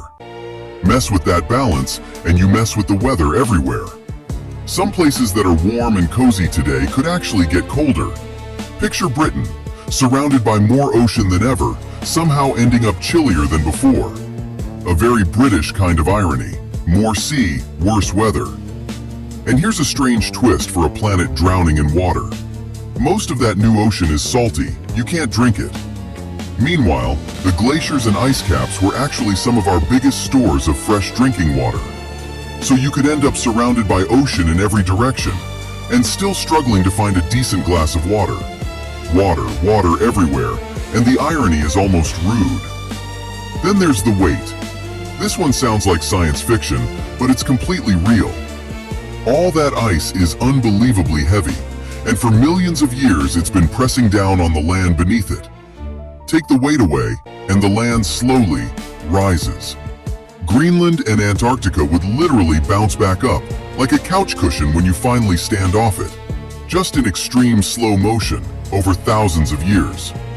Even the planet's spin would shift a tiny bit, as all that water sloshes away from the poles toward the equator. The Earth, very slightly, would wobble differently. The whole globe gently rebalancing itself. So picture the world, far in the future, once the water finally settles. New coastlines, new green continents at the poles, old cities turned into quiet underwater ruins, where divers drift past traffic lights and through the windows of skyscrapers. A planet that looks familiar, but completely redrawn. And here's the thing that's easy to miss. We've been imagining all of the ice melting, every single bit. That's an extreme, far-off what if. But it points at something we almost never stop to think about. Just how much of our map is quietly drawn by ice. The coastlines, the cities, the harbors we build our entire lives around, all sitting at a level the ice decided for us long before we showed up. So the next time you're standing on a beach, watching the waves roll in, take a good look at exactly where the water ends and the land begins. Because that line isn't permanent. It never really was. It's just frozen, for now. I've been studying polar ice at the Ny-Ålesund Research Centre for 40 years. Arctic ice shows how the Earth's climate has changed and reveals what was in the Earth's atmosphere 300 years ago. Inside these bubbles is trapped the air at the moment of the snowfall. As you can look at the chemical composition of the atmosphere at the moment of the snowfall. This year, Italian scientists drilled into the Dovrebryn glacier. It's high and cold here, a perfect place to find ice. But they were shocked at what they found. When we drill and at 25-meter depth we found an aquifer, a very huge aquifer. This was impressive us because we do not expect so huge water flux coming out from the glacier. And this is a clear sign of what's happening in this region. So that the temperatures are rising, the glaciers are suffering. Global heating is happening 4 times faster in the Arctic than anywhere else. Sea ice, which normally reflects the warmth of the sun, is melting, and the water left behind absorbs more of the sun's warmth, creating a vicious cycle of faster warming. In 2005, the Dovrebryn glacier was solid all the way down, 125 meters. I'm working in Svalbard since 2012, and one of the things that you immediately see is the retreat of the front of the glacier, especially the floating glacier, that are the most vulnerable to the climate warming. It might not look like it, but scientists say winters here are noticeably warmer. There's more rain and spring arrives earlier. Melting ice is forcing polar bears closer inland in search of food. The Arctic ice has long provided scientists with an insight into how the world's climate is heating up and what the likely consequences may be. This year's drilling shows just how fast it's happening. Disappearing glaciers here means sea levels rising all over the world, and it could happen sooner than we thought. Landscapes. Places like Siberia, Canada, Alaska, and Greenland have one of the largest natural carbon deposits locked in its frozen soils, also known as permafrost. Permafrost is the soil, rock, and sand held together by ice that remains frozen all year round. Here, the extremely cold conditions prevent dead plants and animals from fully decomposing. The leftover material, along with its organic carbon content, gets buried in the soil with each passing year, totaling an amount of organic carbon that is estimated to be more carbon than what humans have ever released via fossil fuel burning. So what happens if the permafrost thaws? Historically, permafrost areas have kept massive amounts of carbon out of the atmosphere, storing more carbon than they have released. But as the Arctic gets warmer, the permafrost thaws, and the soil microbes wake up to start decomposing the leftover material. In the process, the microbes turn organic carbon from dead plants and animals into greenhouse gases that are released into the atmosphere. The carbon can be released as carbon dioxide or methane, which is 25 times stronger than carbon dioxide. These greenhouse gases would then lead to additional warming, which would cause more permafrost to melt, resulting in the release of more greenhouse gases to enter the atmosphere. And the process would continue in a cycle that can change the role of the permafrost in the climate system. The climate could reach a tipping point where the permafrost no longer functions as a carbon sink that stores carbon and balances the energy budget, and instead it transitions into a carbon source, quickly emitting greenhouse gases and making the planet much warmer at a faster rate than anticipated. Today, Alaska and southern Siberia are 2 permafrost areas that are currently considered the most vulnerable, with the potential to abruptly thaw. So scientists are trying to quantify the impact and how quickly it may happen. There's also the possibility that a thawed ground may stimulate plant growth, which could help counterbalance the excess greenhouse gases released, as plants absorb CO2 for photosynthesis. But the net impact will ultimately depend on how quickly the permafrost melts and the amount or potency of the greenhouse gases it releases. What if I told you there's a ticking time bomb buried beneath our feet, one that's been frozen for tens of thousands of years, and it's starting to wake up? From ancient viruses to explosive methane gas, what lies beneath the world's permafrost could reshape our planet and our future. Deep in the Arctic Circle, the ground isn't just soil, it's ice. This frozen layer, called permafrost, covers about 1/4 of the northern hemisphere. It locks in carbon, methane, and the remains of plants and animals that have been trapped since the Ice Age. For millennia, it's been nature's freezer, perfectly preserving everything it holds. But now, as global temperatures rise, the permafrost is thawing, and it's revealing what the Earth has kept hidden for tens of millennia.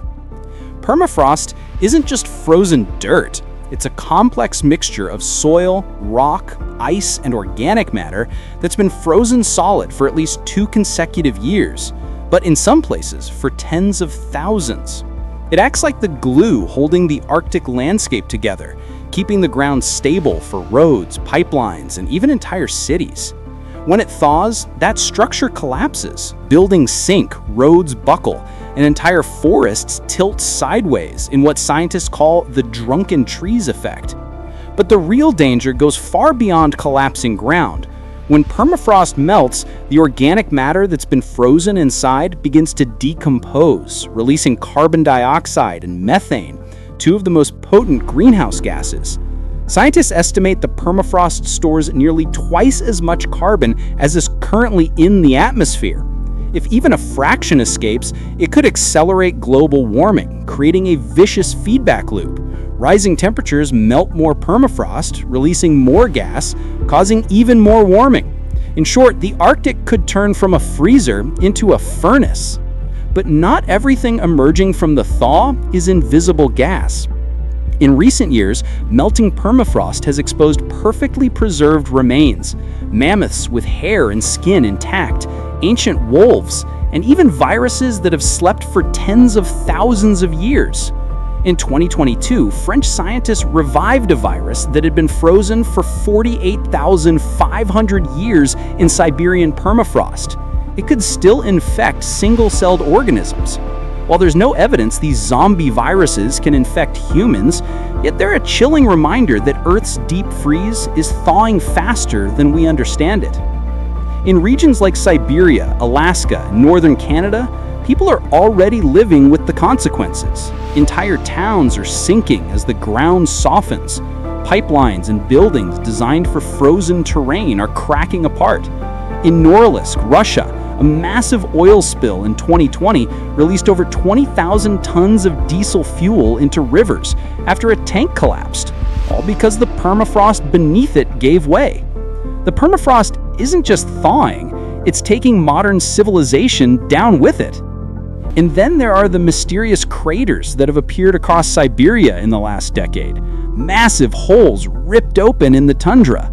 Scientists believe they're caused by methane gas pockets building up beneath thawing permafrost until they finally explode, blasting debris hundreds of meters away. These craters are a warning sign, nature's own pressure release from a warming world. So what happens if we can't slow this down? Some models predict that by 2100, up to 70% of the Arctic's permafrost could thaw. That could unleash billions of tons of carbon, transforming the Arctic from a carbon sink into a major source of greenhouse gases. But beyond the numbers lies something even deeper, the haunting realization that as the past unfreezes, it might reshape our future in ways we can't yet control. The permafrost isn't just melting ice, it's melting time. Each thawing layer tells a story of ancient climates, extinct creatures, and now the choices humanity faces. Because once this frozen world awakens completely, there's no way to put it back to sleep. Let's bring in meteorologist Kelly Kern right now with more on the impacts that we're seeing from this earthquake. Yeah, we're starting out with a look at the map here. And again, 7.4 earthquake happened at about 7:30 in the morning local time. Like he was saying, he was having his coffee. The typical time duration of shaking for an earthquake of this size is usually 20 to 50 seconds, but can last up to a minute. So as he was saying, at least 30 seconds. It could potentially be even longer. And there has been a 5.0 aftershock since that 7.4 happened. So a 7.0 earthquake, or 7 to 7.9, is considered a major earthquake. We're talking billions of dollars of damage, potential loss of life. We average about 15 to 18 of these worldwide each year. And the energy equivalent, it would be like 1 billion pounds of explosives. So that's exactly what tells you just how strong this was. And the strongest earthquake ever recorded, well, that was a 9.5 in Chile in 1960. Now, the strongest earthquakes we've had so far this year, well, in the Philippines on June 7th, we had a 7.8. Venezuela, just this past June, that was at 7.5. There was actually two of them, 7.2 and 7.5. Tonga had a 7.5, and we've had, now including Colombia, 3 7.4s, including in Indonesia and Japan. Both of those were in April, and a 7.3 in Mexico. That was just this past July. 99 large wildfires are burning out of control across the United States. We are still at National Preparedness Level 5, the absolute maximum. Over 5.25 million acres have already burned, and it is only the 4th of August. That is 138% of the 10-year average, and fire season runs through October. The situation is so severe that Australia and New Zealand have sent firefighters to help us. Here's everything you need to know about today's fire weather crisis. All right, let's start with the big picture before we zoom in on specific areas and cities. As of 7:30 this morning, Mountain Time, 27,448 personnel are deployed. That includes 583 ground crews, over 1,500 engines, and 168 helicopters.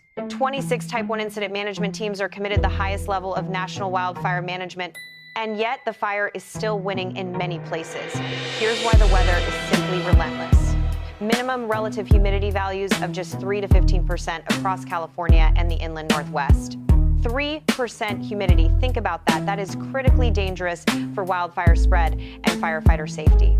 Temperatures at or above 100 degrees Fahrenheit are locked in across the interior West today, and a strengthening thermal trough that's a ribbon of extreme heat near the surface is the culprit. It's creating a pressure gradient that's pumping hot, dry, unstable air into fire country right now. Now let's move to the Northwest, because this is where the situation is most critical today. The Northwest Geographic Area Coordination Center is at Preparedness Level 5, maximum resource commitment. 50 of the nation's 99 uncontained large fires are burning right here in the Pacific Northwest. That means half of America's wildfire problem right now is concentrated in Washington and Oregon. And folks, if you are in the Spokane, Washington metro area, please pay close attention right now. The city of Spokane is surrounded, and I do not use that word lightly, by 3 simultaneous wildfires. The Old Trails fire is burning just 3 miles to the west of downtown Spokane right now.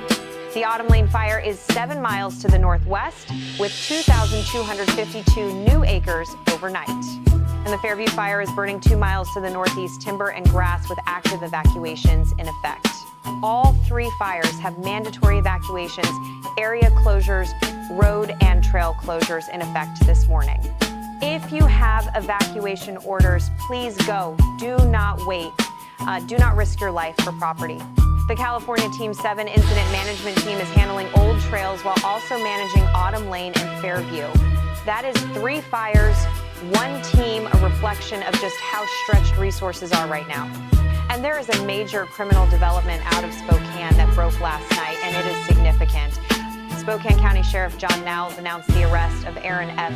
Farinacci, 37 years old. Farinacci is charged with first-degree arson in connection with the Old Trails fire, the largest of the 3. According to the sheriff, a citizen called police after seeing Farinacci kneeling near the grass at the ignition site. When officers found Farinacci, he was carrying waterproof matches and a butane lighter, investigators confirmed. Evidence at the ignition point was consistent with being started by a match or lighter, according to the sheriff. Farinacci is a convicted felon, previously convicted of manslaughter in Arizona, and is now held on $1 million bond. Investigators have not connected Farinacci to the Autumn Lane or Fairview fires. Those causes remain under investigation.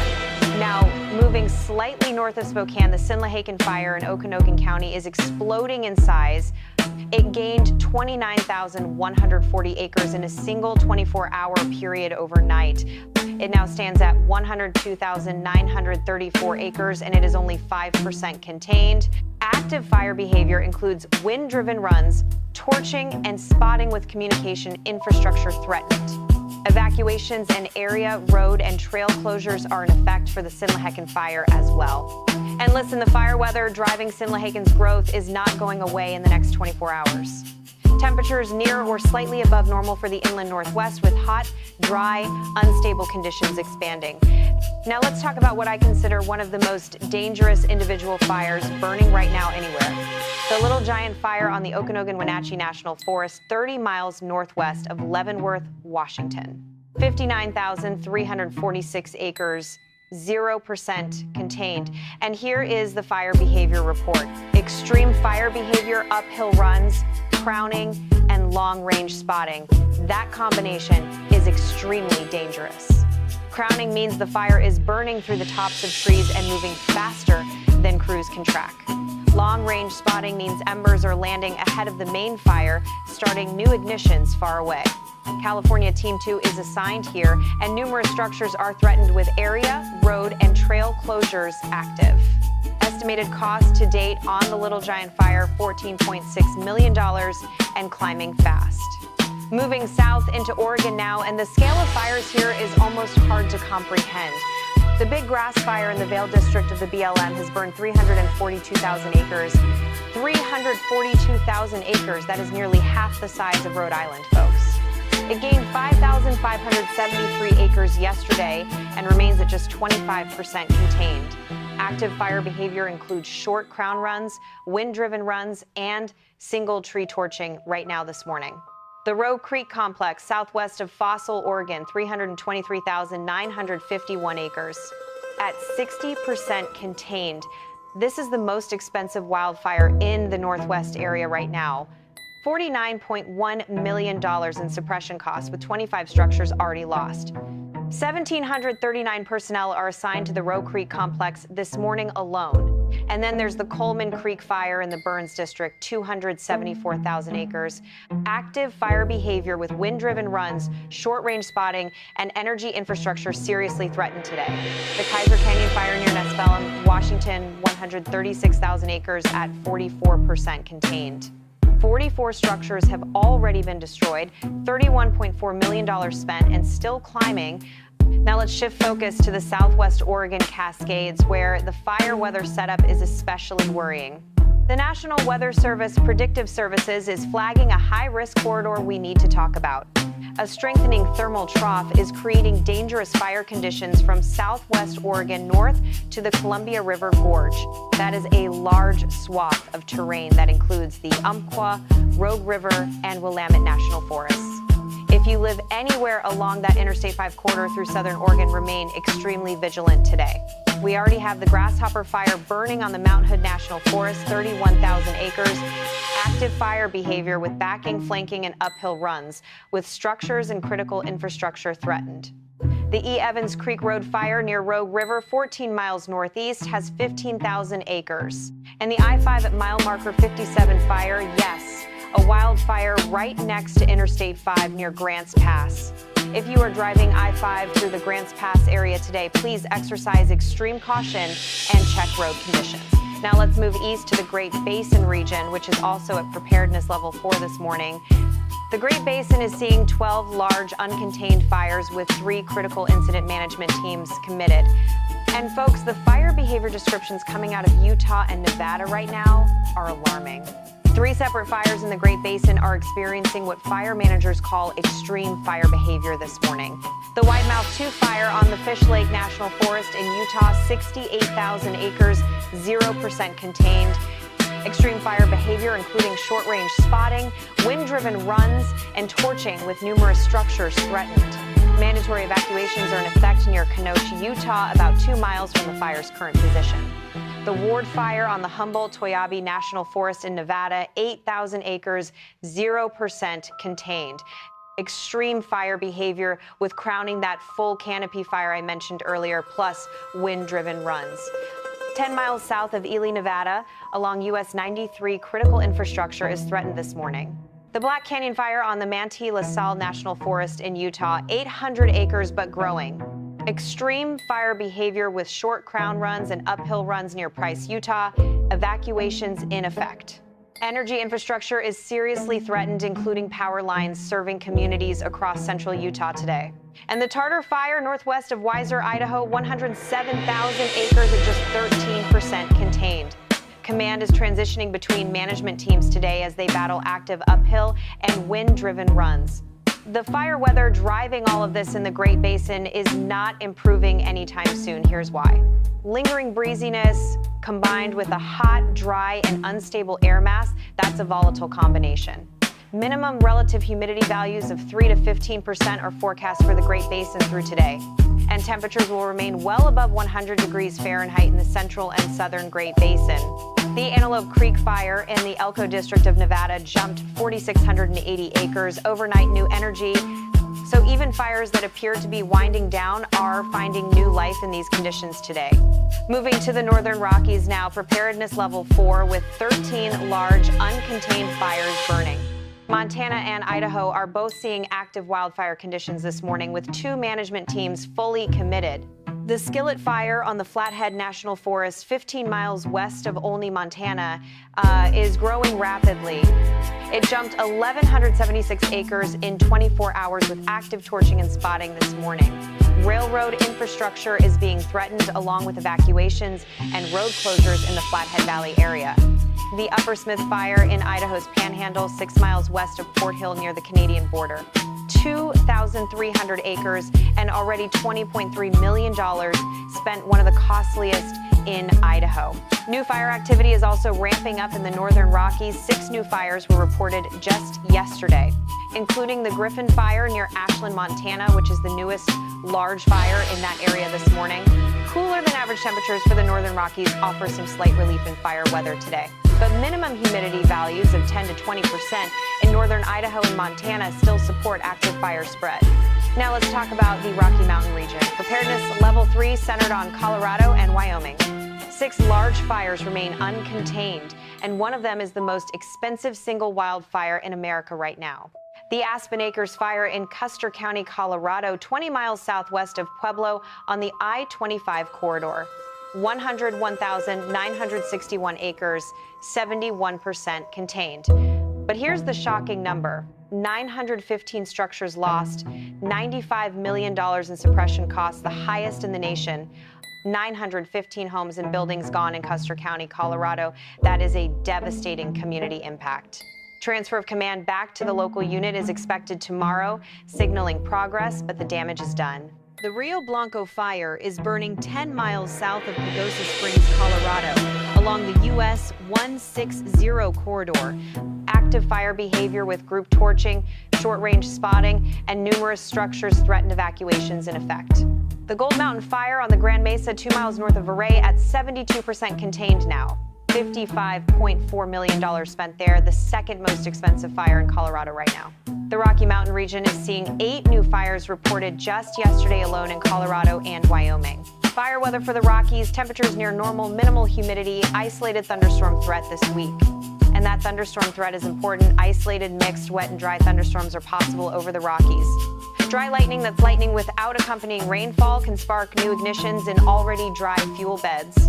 So even as we hope for rain relief, the Rockies may see new fire starts from storms later this week. Now heading east to Minnesota, and yes, the wildfire crisis has reached the upper Midwest as well. 5 simultaneous wildfires are burning on the Superior National Forest, all within the Boundary Waters area. The Thumb, Wolfpack, Sioux, Bear Trap, and Camp Fires are being managed by a single Type 1 team. The Bear Trap Fire is the largest at 29,778 acres, 40% contained. $19.2 million spent on bear trap alone, with evacuations in effect near Ely, Minnesota. The Wolfpack and Sioux fires both have evacuations. Communication infrastructure is a key concern in that region. Eastern area fire weather is actually cooler than average, but the forest fuels are critically dry after drought. Moderate fire behavior continues across all 5 Minnesota fires, with flanking, backing, and isolated torching reported. Now let's take a quick look at California, because fire season is fully underway there as well. 21 new fires were reported in Southern California just yesterday, the most new fires of any region yesterday. The brand new Gan Fire is burning 6 miles southeast of Valley Springs in Tuolumne, Calaveras County today. active fire behavior with uphill runs, running, and long-range spotting evacuations and road closures in effect. The Rock Fire in San Bernardino County near Independence, 12,000 acres at 98% contained. The Cinder Fire, also in San Bernardino County, 2,700 acres, nearly fully contained today. California fire weather, extreme heat persisting across the interior valleys and Inland Empire through the week. Minimum relative humidity of 3 to 15% is forecast. Those are Santa Ana wind level fire weather conditions. 100 degrees plus remains the forecast for the Central Valley, Desert Southwest, and inland Southern California. The Shoot Fire in Nevada, Yuba, Placer County, Northern California, 162 acres, 95% contained. But $20.7 million already spent there, a staggering cost for a relatively small footprint. Now, let's step back and look at the aerial support picture because it gives context to the scale of this response. 4 MAFFC 130 air tankers are currently deployed, that's modular airborne firefighting systems, on military aircraft. 2 C-130S from the 302nd Airlift Wing out of Colorado are based at Klamath Falls, Oregon right now. 1 from the Wyoming Air National Guard and 1 from the California Air National Guard are at Redding, California. These military aircraft are being integrated into wildfire operations, a clear sign of how serious this situation is. And let's revisit the international support because this is genuinely historic and deserves a moment.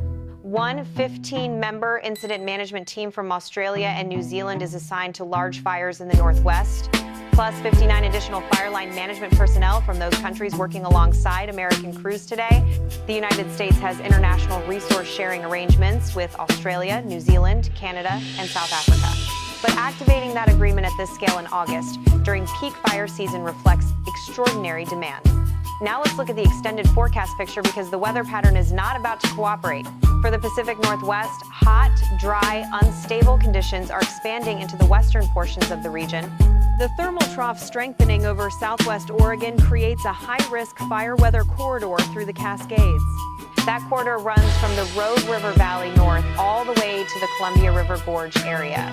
If you're near that corridor, Medford, Roseburg, Eugene, the Dalles, monitor NWS fire weather, watches closely. For the Great Basin extending into the Four Corners, lingering breeziness plus extreme heat is the story. Minimum humidity, 3 to 15%, persists through today and potentially into the next 24 to 48 hours. For the Rockies and Plains, cooler than average temperatures in the northern and central plains offer slight relief. But isolated wet and dry thunderstorms are possible from the Rockies into the northern plains this week. A stronger signal for wet thunderstorms exists in southeastern Arizona and southwestern New Mexico. That's helpful. The rest of the Southwest will see below average storm coverage, meaning no widespread rainfall relief expected. For the East, showers and thunderstorms will continue in the Carolinas, Georgia, and Florida. Wet pattern there. But that moisture is locked east of the Mississippi and is doing nothing to help the burning West right now. Here's the bottom line on the forecast. There is no significant relief on the horizon for fire country. The heat dome pattern that has been baking the interior West shows no signs of breaking in the near term. Every day of continued heat and low humidity is another day of potential extreme fire behavior and growth.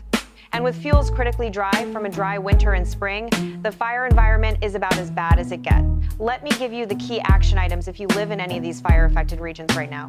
Know your evacuation zone. Look it up today before you need it because you may have very little warning. Sign up for emergency alerts from your county. Every county in the West has a system. Use it now. If you have a go bag, make sure it's packed and accessible.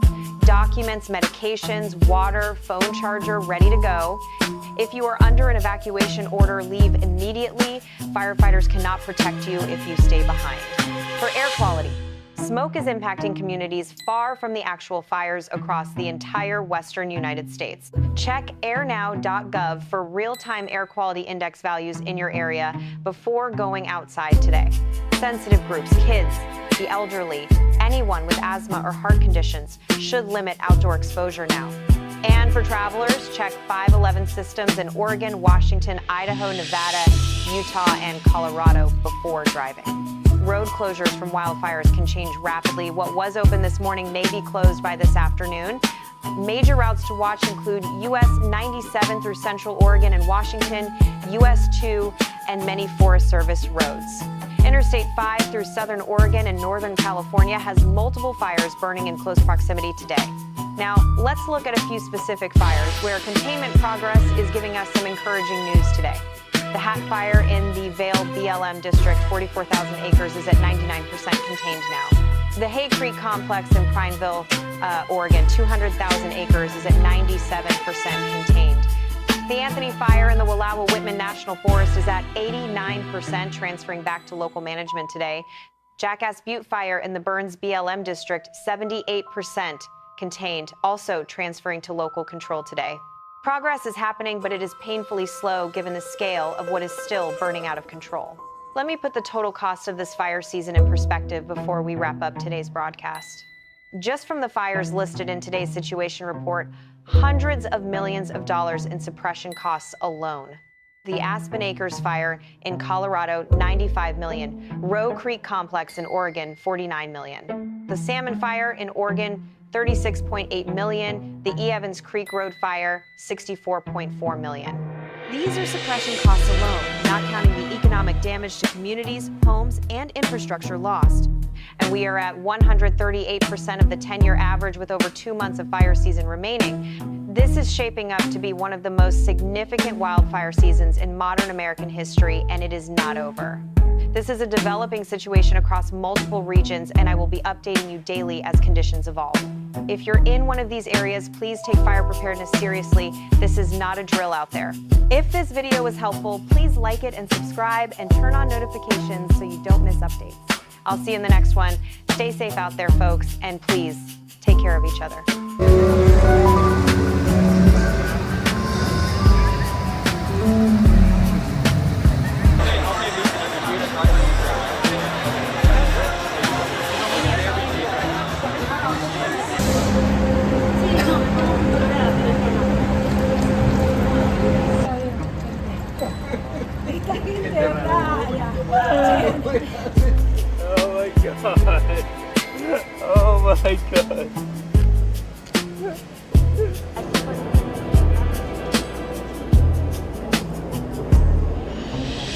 2026 so far has been the third warmest year on record through June, but we expect it to get much warmer in the coming months as this very strong El Nino event continues to develop.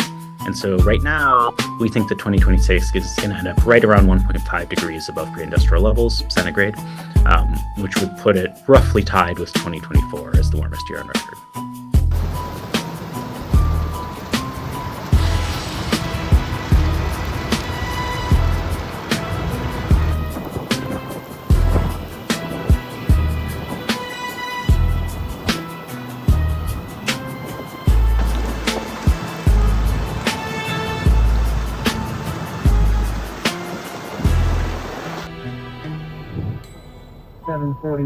From Patrick Goodfield.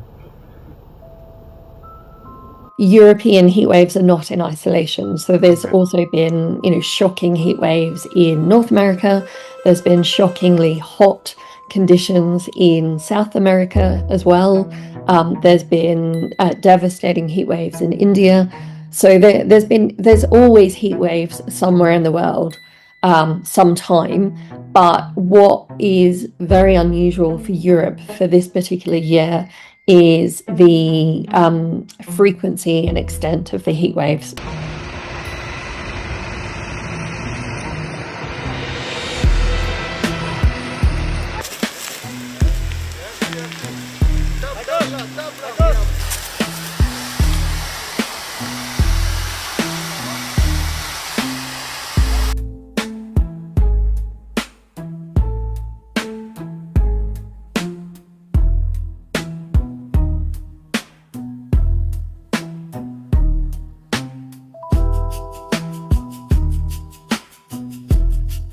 We would not be breaking records without climate change. I know I keep pointing to it, and natural variability, as you know, is pushes us a little up and down, like on El Nino or La Nina years. But the driver of the record warmth is climate change in the background, and it's a much larger contribution than El Nino, which is just 1/10 to 2/10 of a degree on top of that long-term trend.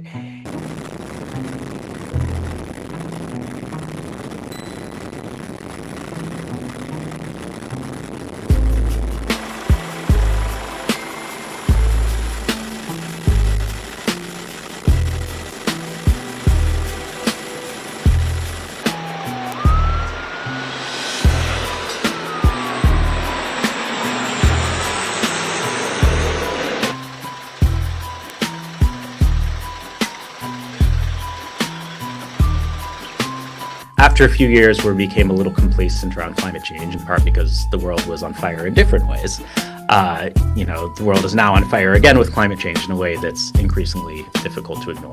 So I think we're going to start to see, climate go back on the radar of a lot of people, particularly with, 2027 set now to smash all previous records.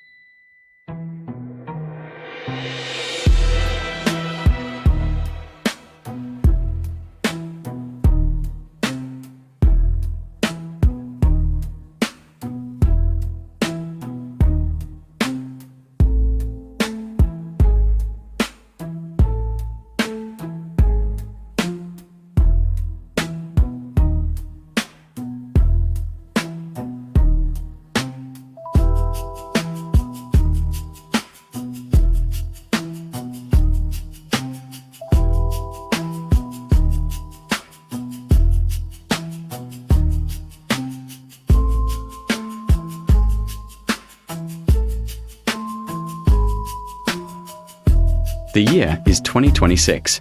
For decades, scientists have sounded the alarm, their warnings echoing through the halls of power and across the screens we watch.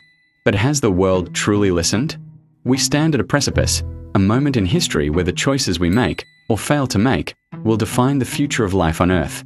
This is not a story about a distant future, it's about our present reality. This is Climate Change 2026. Scientists warn of Earth's breaking point. The numbers don't lie. Global temperatures continue their relentless climb, shattering records year after year. 2025 was the hottest year on record, but 2026 is already on track to surpass it. What does this mean for us? It means more intense, more frequent heat waves sweeping across continents, turning bustling cities into unbearable ovens and threatening the lives of the most vulnerable. It means our agricultural systems are pushed to the brink, with once fertile lands struggling under the strain of persistent drought and unpredictable weather. The breadbaskets of the world are feeling the heat, and so is our global food supply. From the sweltering heat on land, we turn our gaze to the vast, blue expanse that covers over 70% of our planet. Our oceans, the cradle of life, are in crisis. They have been acting as a massive buffer, absorbing over 90% of the excess heat trapped by greenhouse gases. But this crucial service comes at a terrifying cost. The oceans are boiling. Well, not literally boiling everywhere, but vast stretches are experiencing unprecedented marine heat waves. These aren't just warm spells, they are silent killers. Coral reefs, the vibrant rainforests of the sea, are bleaching at an alarming rate, turning into ghostly white graveyards. These aren't just pretty structures, they support a quarter of all marine life and provide livelihoods for hundreds of millions of people. When the corals die, the entire ecosystem collapses. Fish populations plummet, affecting coastal communities that depend on them for food and income. The very chemistry of the ocean is changing, becoming more acidic as it absorbs carbon dioxide, making it harder for creatures like clams and oysters to build their protective shells. We are fundamentally altering the largest ecosystem on Earth, and the consequences are just beginning to surface. Now, let's journey to the planet's frozen frontiers, the Arctic and Antarctica. For millennia, these icy realms have been the world's air conditioners, their white surfaces reflecting sunlight back into space and regulating global temperatures. But the air conditioner is breaking down. In the Arctic, the sea ice, which is crucial for polar bears and seals, is vanishing at a staggering rate.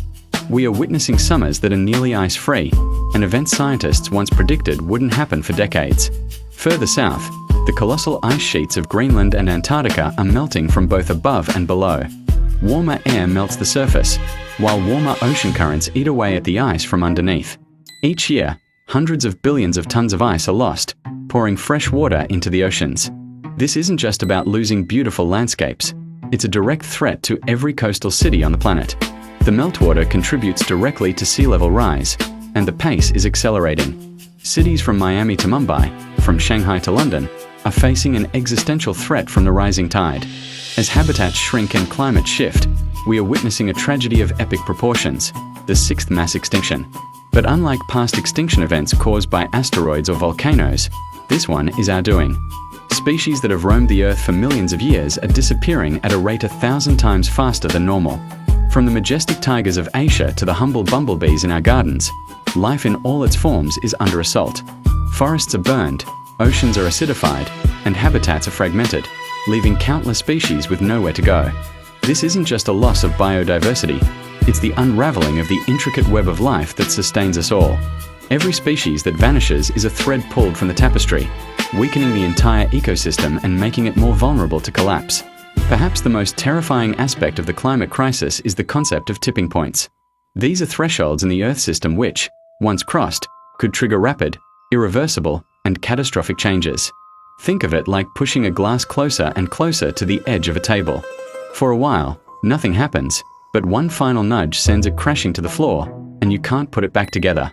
Scientists fear we are dangerously close to several of these tipping points. The Amazon rainforest, for example, is nearing a point where it could transform into a dry savanna, releasing vast amounts of stored carbon and further accelerating global warming. The thawing of permafrost in the Arctic could release billions of tons of methane, a greenhouse gas far more potent than carbon dioxide, into the atmosphere. The collapse of major ocean currents could drastically alter weather patterns worldwide. Once we cross these points of no return, the climate may no longer be in our hands. It will be on a runaway trajectory of its own, with consequences we can barely imagine. The science is clear, the evidence is overwhelming, and the situation is urgent. It's easy to feel a sense of despair, to feel that the problem is too big, too overwhelming to solve. But that is a luxury we cannot afford. Because alongside the stories of loss and destruction, there are powerful stories of hope, resilience, and action. All over the world, a new story is being written. It's a story of human ingenuity, of communities coming together, and of a generation rising to meet the greatest challenge of our time. In cities, engineers and architects are designing green buildings that generate their own power and recycle their own water. We see the rapid expansion of renewable energy, with wind turbines and solar panels becoming a common sight, creating clean energy and new jobs. The cost of renewables has plummeted, making them the cheapest source of new electricity in many parts of the world. The transition to a clean energy economy is not just possible, it's already happening. In the countryside, farmers are adopting regenerative agriculture practices that heal the soil, capture carbon, and make their land more resilient to drought and flood. Indigenous communities, the original guardians of the land, are sharing their traditional knowledge to help manage forests and protect biodiversity. And then there are the people. Young activists are taking to the streets, demanding that their leaders take the climate crisis seriously. Scientists are working tirelessly, not just to model the future, but to invent the solutions we need. Entrepreneurs are creating new technologies, from electric vehicles to sustainable materials, that can help us decarbonize our society. Every single person has a role to play. The year is 2026. We are at a crossroads. One path leads to a future of climate breakdown, ecological collapse, and immense suffering. The other path, though difficult and demanding, leads to a more sustainable, just, and prosperous world. It's a path paved with renewable energy, resilient communities, and a renewed respect for the planet that is our only home. The choice is still ours to make, but the window of opportunity is closing fast. The time for talk is over. The time for action is now. What we do in the next few years will determine the fate of humanity for centuries to come. The breaking point is here. It's up to us to decide which way we fall. Thank you for watching. If this story moved you, share it with others. The more people who understand the urgency, the more powerful our call for change becomes. Subscribe for more deep dives into the challenges and solutions shaping our world. Together, we can choose a better future.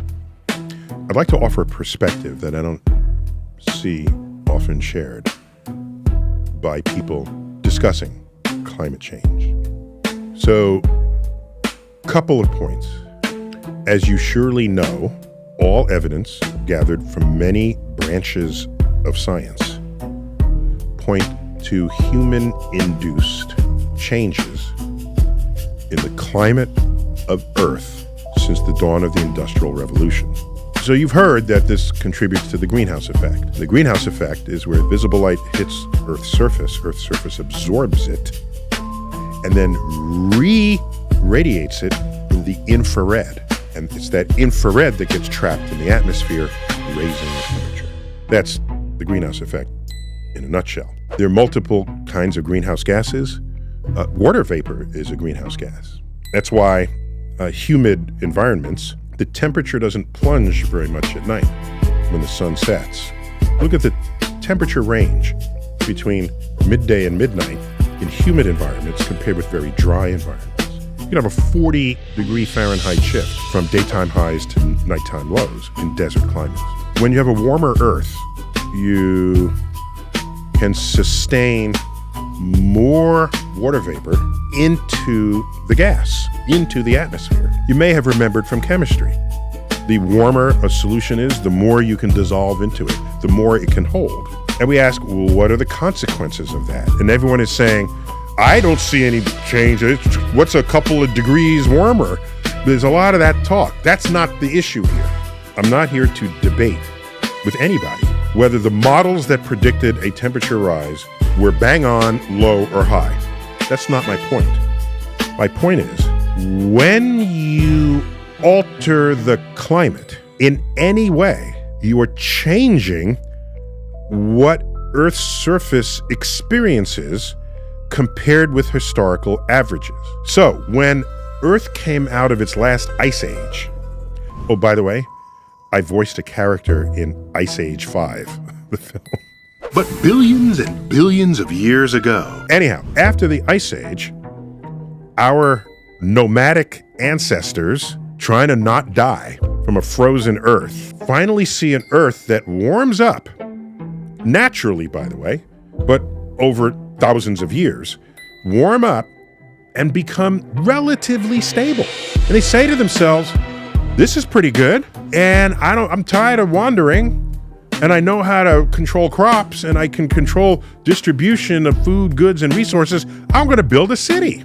Where are you going to put a city? You're going to put it on the water's edge, be it ocean, lake, on a river, typically. Why? Oh, because it enables transportation, commerce, irrigation, if you have crops. All the greatest cities of the world were built on the water's edge. Now that you have a city there, and you have this sort of long run of relatively stable climate post-Ice Age, what does that even mean? Oh, stable climate doesn't mean nothing changes. It means over the decades, even over the centuries, the city will see variations in the weather that are contained within a zone, within a band of variation. So you measure that range within the city, and then the city accommodates this fact. How? Oh, well, if there's a period where there's a little bit of a drought, you build in water supply that'll help get you through a drought. If it's get a certain amount of snow in modern times, you have a store of salt to put salt on the ground to melt the snow down to certain temperatures. All right, if it's a little too hot, you make sure that people have air conditioning. Do you realize the population of Texas went up significantly only after air conditioning became widespread and available? What's going on here is, for every city, especially those built on the water's edge, there is life experience of the records of that city that tell people what is the range of weather that they can experience in snowfall, in rainfall, and in temperature especially. And the city works to accommodate that range. And you know something? That's the range it has been in for thousands of years, as these cities rose up to fit into the environment in which they were embedded. You go to Los Angeles, there's the LA River. When I was first told there was an LA River, I said, that doesn't look like a river, it looks like a cement basin. The LA River was built to accommodate flash floods, which was in the knowledge of residents and in the range of expectations for the weather of the region. If you're unfamiliar with the LA River, it made a cameo in the Terminator series, Terminator 2 especially. Arnold is riding his motorcycle in and out of the LA River because it's just a little trickle, which it is most of the time unless it rains heavily. That is a protection system against what we knew are the ranges of rainfall that LA would experience. All right, we are changing the climate. Climate change. When you change the climate, what happens is no longer is the life experience of everyone who's ever lived in your city the full measure of what is possible in that city and why that city was built. Climate change around the world will take you out of that stability zone. You could get less rain than ever before, more rain than ever before. Temperatures can get colder than ever before, hotter than ever before. We are broadening the climatic experience that anyone has ever seen. As we go forward, we need to widen our expectations and understanding of what could possibly happen. What happened in New York City a few years ago? We had Hurricane Sandy. By the way, it wasn't even hurricane status by the time it came to New York, but it had conditions that we had never seen in the history of the city. The water level rose so high, it was higher than any previous level breached in the history of the city. Waters spilled around the entrances to our tunnels. Oh my gosh, major points of egress and ingress between Manhattan and the rest of the world, outside of our range, outside of the life experience of the city. So what did we do? We had to pump out the tunnels. That took a while, right? There are these huge doors now that can close off the entrances and the exits to the tunnels. That's a response to a new normal where the water levels might get higher than anyone had ever seen, not only in our lives, but in the life of the city itself. So as we go forward, yes, cities are gonna have to do this. You're gonna have to be ready for climatic events that fall outside of your experiences. The effects of climate change will not impact everyone equally around the world. Consider, for example, there are whole countries, island countries in the Pacific, where their average land elevation is low compared with sea level. As the world warms and we lose our ice cap from Antarctica and Greenland, which are the two major ice caps in the world, that melts back into the oceans. It's going to change the water levels and flood those countries. The military knows about this. They're called climate refugees, people whose country is gone because the warming of the earth changed the water levels that surrounded their countries. In England, it's getting warmer in England, a little bit outside their zone, okay? There's rumors that they're now making champagne in England. Okay, that's different for their economy. That's also a consequence of climate change. And in one of the airports in England a couple of years ago, during one of the heat waves, the tarmac was melting. Planes couldn't land. And the recent cold wave that emerged out of Canada down into the United States, it reached the Gulf states, shattering records for snowfall in Alabama, Mississippi, Louisiana. So I just wanted to add some perspective to what it means when we talk about climate change. Get ready for the new normal. And in most places on Earth, it's not going to be pretty.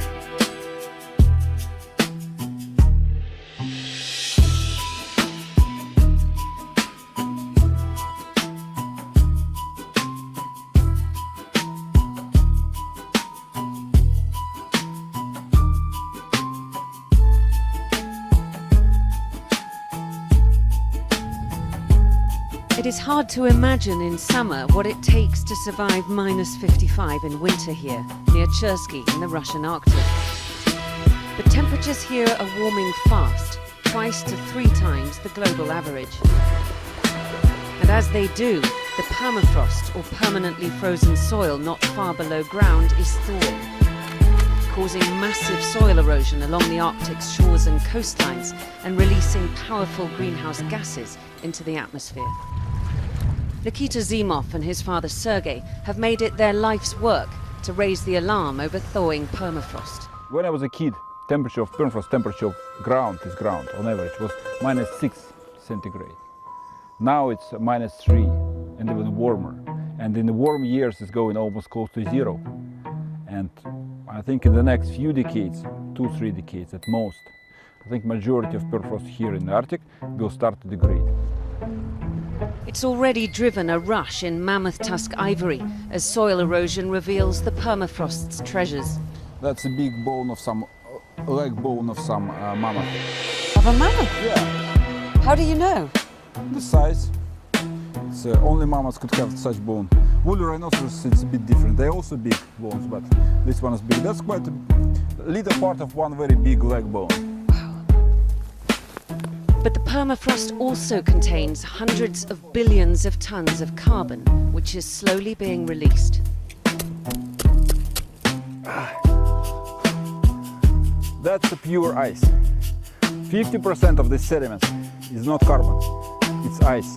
And ice is melting rapidly. Ice is mixing with these sediments and turning them into mud, and all this slide down. Ice is causing ground depressions. And that's something that's why this permafrost is dangerous. Not only about carbon. Carbon, which is 40 meters below, who cares? It will so for millennia and millennia and millennia. Ice will make it melt much, much faster. To show you what the carbon consists of, we're inside a permafrost cave. They were used a lot for storage here in the Arctic, especially by fishermen. These roots are essentially plants that were frozen in the soil at the time when the mammoths were roaming the grasslands up above. But as this stuff thaws, this decomposes and greenhouse gases are emitted into the atmosphere, methane and CO2, and that warms up the planet further. The more permafrost degrades, the more buildings will end up looking like this. The Arctic's rusting Soviet infrastructure collapsing as the ground gives way. Expected to cost Russia £50 billion, a quarter of the federal budget, by 2050. Yes. For a long time, Sergei Zimov was a lone voice on the dangers of permafrost thaw and the methane he noticed daily bubbling up from below ground. Methane grew so fast last year. It was most fast growth in all history. I feel it's because our permafrost started to melt, and any pond now produce methane. And we have millions ponds like this around my house. The Zimovs have a solution. Return the Arctic to how it was during the Mammoth era. Bring back the millions of animals which used to roam here, to scrape away and trample down the insulating layer of snow when they forage for food, which counterintuitively traps in the heat and stops the cold from penetrating. It seems fanciful, not least because of the scale that it would require. Yes, you know, crazy scientists from Russia want to bring what? Millions of animals? Yeah, tell me also. But if you have better solution, give me one. As we travel back, a distant Arctic wildfire turns the sun the color of Mars and lends a haze to the horizon. These fires, now raging through Siberia, send more carbon into the atmosphere and warm the permafrost further. A vicious feedback loop which compounds the crisis in our climate. Diana Magnay, Sky News in the Russian Arctic. The seas will rise over the next 400 years, 1/8 of an inch, you know. Which means basically you have a little more beachfront property, okay? All of this with the global warming and that, a lot of it's a hoax. It's a hoax. He said the concept of global warming was created by and for the Chinese. I'm not a big believer in man-made climate change. Climate change is a hoax. Thank you, everybody. I think something's happening, something's changing, and it'll change back again. You just watch. I wish science agreed with you. Hey, well, I don't think science knows, actually. 97% of climate scientists agree that humans are largely responsible for global warming. I don't know that it's man-made. We'll have a little bit more beachfront property. That's not the worst thing in the world. You'd have to show me the scientists because They have a very big political agenda. I can also give you reports where people very much dispute that. You know, you do have scientists that very much dispute it. It'll start getting cooler. Nobody really knows.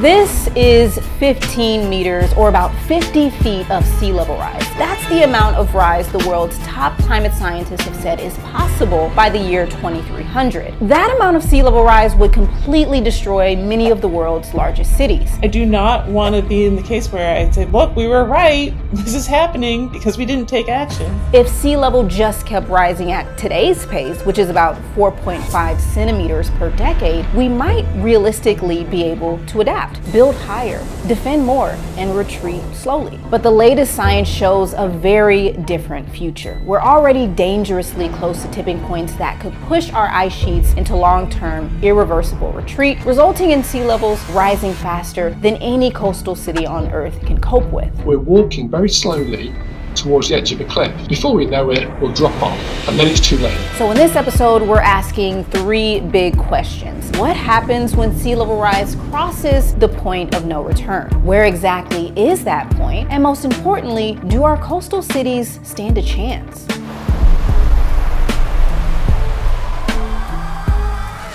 All right, so before we get into the episode, I have an exciting announcement. We are launching a Patreon. So it's gonna be a fun way to connect with more viewers, provide additional content, and create a sustainable source of funding to keep our show going now that the federal funding has been cut from public media. Supporters will be able to suggest and even vote on episode ideas, watch extended members-only versions of our favorite interviews, and even be recognized in our credits. Your support goes a long way, so follow the link in our description to check out our Patreon. And now, back to the episode.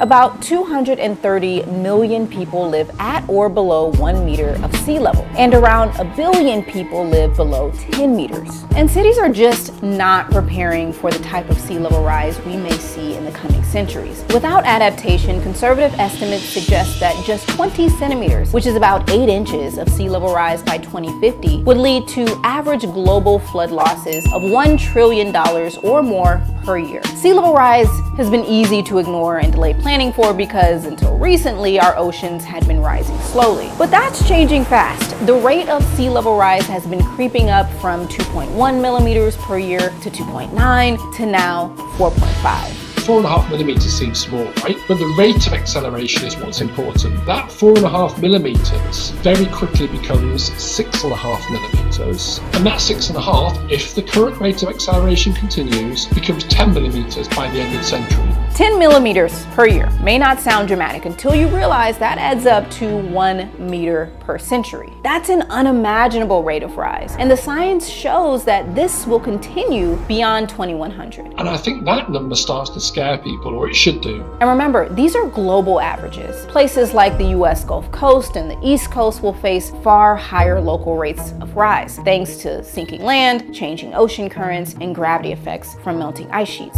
And while cities do have plans to deal with the rising seas, almost all of them only look a few decades ahead, partly because sea level rise unfolds over centuries, far beyond political cycles, budget timelines, or the way we normally make decisions. And also because the sheer magnitude of the problem is almost impossible to fully grasp, let alone plan for. But before we talk about what that means for adaptation, we need to understand why sea level rise is speeding up in the first place. There are two main drivers. The first is pretty simple, something called thermal expansion. When water's warm, it expands. And since we're warming the planet, that's been the dominant driver of sea level rise, at least until recently. But the second source is the one that scientists are really worried about: ice sheet melt. Around 2005, melt from Greenland and Antarctica overtook thermal expansion as the dominant cause of global sea level rise. Their contribution has quadrupled over the last few decades, and that's really worrying us, because we used to think that they would take a long time to melt. They'll be very slow and sluggish. Scientists have known about ice sheet melt for a while, but it wasn't until recently that we started to understand the true urgency of this threat. In 2024, for the first time in human history, the planet spent an entire calendar year above 1.5 Celsius of warming, and we're on track to roughly double that by the end of the century. But a new paper from Chris and his colleague Andrea Dutton suggests that even 1.5 degrees may already be too much, potentially enough to lock in catastrophic long-term sea level rise. We may have already committed ourselves to multiple meters of sea level rise just based on the amount of warming we have already done, much less the future warming that is most certainly underway. And if that's true, it completely changes how we think about global warming. It means hundreds of millions of people may have to learn how to live below sea level or move away entirely. So how did they reach such a dire conclusion? And how dire are we talking exactly? One of the things that we did in this paper was simply ask the question, what happened to the ice sheets the last time global mean surface temperatures were around the 1 to 1.5 degree value? The last time the planet was this warm was about 125,000 years ago during the last interglacial period. There's widespread evidence that sea level was higher than present, even though the global average temperature during the last interglacial was pretty similar to today. One of the very big questions that scientists are trying to answer is, did the West Antarctic ice sheet collapse during this last interglacial period? Scientists have been piecing this together from ice cores, marine sediment, and other geologic clues. And also, octopus DNA? They were looking at this octopus that lives now around the edges of Antarctica and looking at the DNA to see how related these different populations of octopus are to each other. And they realized at some point in the relatively recent past, in a geologic perspective, these populations must have been in direct contact with each other. And the only way to do that would be to collapse the West Antarctic ice sheet. And it wasn't just Antarctica. Scientists have also found that Greenland lost a significant amount of ice during that same period. Around some of the margins in different parts of Greenland, the ice sheet did retreat and so it did melt. And it probably contributed to sea level rise on the order of about 2 meters. And when you add in Antarctica's contribution, we have estimated that sea level may have been as much as 6 to 9 meters higher than today. That's 20 to 30 feet. That's a lot for a time when global average temperature was about the same as it is today. And when scientists look back even further to the Pliocene around 3 million years ago, they see an even starker warning. CO2 levels were similar to today, and sea levels were dramatically higher. We have fewer data points, but the data points that are out there point to sea levels rising on the order of 10 to 20 meters. All this gives us a preview of what could happen to us unless we not only slam the brakes on fossil fuel emissions, but somehow put the system into reverse. Which is why the IPCC said that 15 meters of sea level rise by 2300 is a possibility. But remember, while the total amount of sea level rise matters, it's the rate of rise that most determines what we can or can't adapt to. We can get hung up on the kind of absolute numbers. Is it going to be 4 meters? Is it going to be 5 meters? But what's really important is the rate of sea level rise. It's generally viewed that once you get above about 7 to 10 millimeters per year, so that's something that will happen in the second half of this century, that's when it becomes really very, very challenging to adapt to. It's very hard to basically build coastal defences that can keep a pace with a 1 metre added to sea level every century. Seawalls, levees, and pumps can't keep up with that kind of moving target. Coastal planners have got some serious decisions to make. Are you going to try and spend billions of dollars on trying to defend yourself against 1 to 2 metres of sea level rise? Or is your adaptation simply to move people inland and rehouse them? And that doesn't just affect coastal communities. When communities and entire cities are relocated, sea level rise becomes a global issue.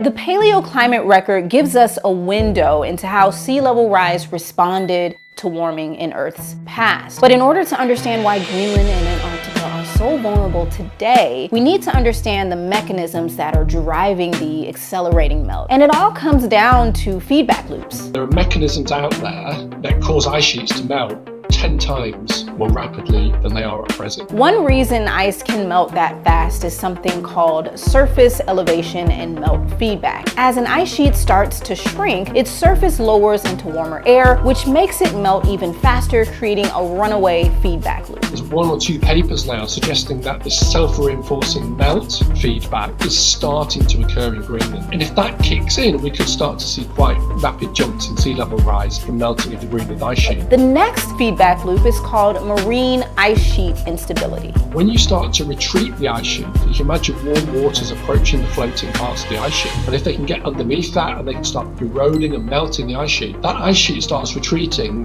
deeper and deeper onto the seabed as you move up ice. And that becomes a runaway process. We are very worried about that surface melt elevation feedback in Greenland, and we're really worried about the marine ice sheet instability in West Antarctica. These feedback loops are bad news because once they're underway, they're pretty much impossible to stop. So these instabilities, the reason that we're worried about them is that these are mechanisms through which we could rapidly accelerate sea level rise and hit those rates of 10 millimeters, 15, 20 millimeters per year that at the moment seem unimaginable. Here's the bottom line. The Paris Agreement set a global goal to limit warming to 1.5 degrees Celsius. But even if we somehow manage to hit that target, which now looks nearly impossible, it still wouldn't be enough to stop catastrophic sea level rise. Part of the reason we wrote this paper was because there is a Paris Agreement out there that's being negotiated saying that we need to limit warming to 2 degrees, ideally 1.5. And I would speak to policymakers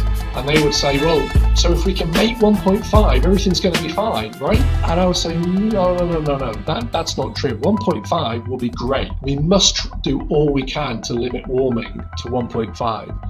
But don't for a minute think that this means that sea level rise is going to go away. 1.5 degrees would almost certainly see us step off the edge of the cliff. And regardless of if we've already stepped off that cliff or not, one thing is clear. We don't have any time to wait around to take action. It's like we're stumbling around in a dark room and we know there's a monster in there and we don't know exactly when we're going to encounter it, but the longer we stay in the room, you can be sure we're going to encounter it. We've covered many climate crises here on Weathered, but sea level rise is one that worries me the most because it's slow and it's easy to ignore today, but over the long run, it'll be so extreme that it'll completely reshape our coastlines, our cities, and the lives of hundreds of millions of people.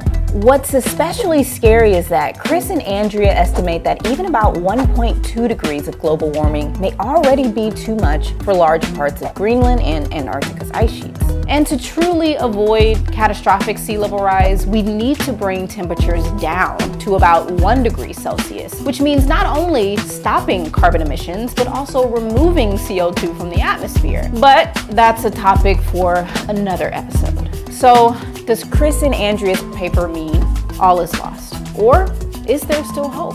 The simple message is every 1/10 of a degree matters. It doesn't matter whether we're talking about sea level rise, the Amazon rainforest, the permafrost melting in the Arctic. Every fraction of a degree, the consequences get worse. So we must do all we can to reduce emissions so that we stabilize global temperature. Our actions today will control what we're committing ourselves to in this long term. We are the people who are going to impact what's going to happen in the future. And right now is obviously the time to lower our emissions because there are clearly two worlds awaiting. One that we can adapt to and one that we probably can't. And the next decade will determine which one of those becomes our reality. Donald thinks that climate change is a hoax perpetrated by the Chinese. I think it's real. I did not. Science is I do not say that. And I think Greatest con job ever perpetrated on the world, in my opinion. Climate change, no matter what, the carbon footprint is a hoax. I do not say important that we grip this and deal with it, both at home and abroad. And here's what we can do. We can deploy 500 million more solar panels. We can have enough clean energy to power every home. We can build a new modern electric grid.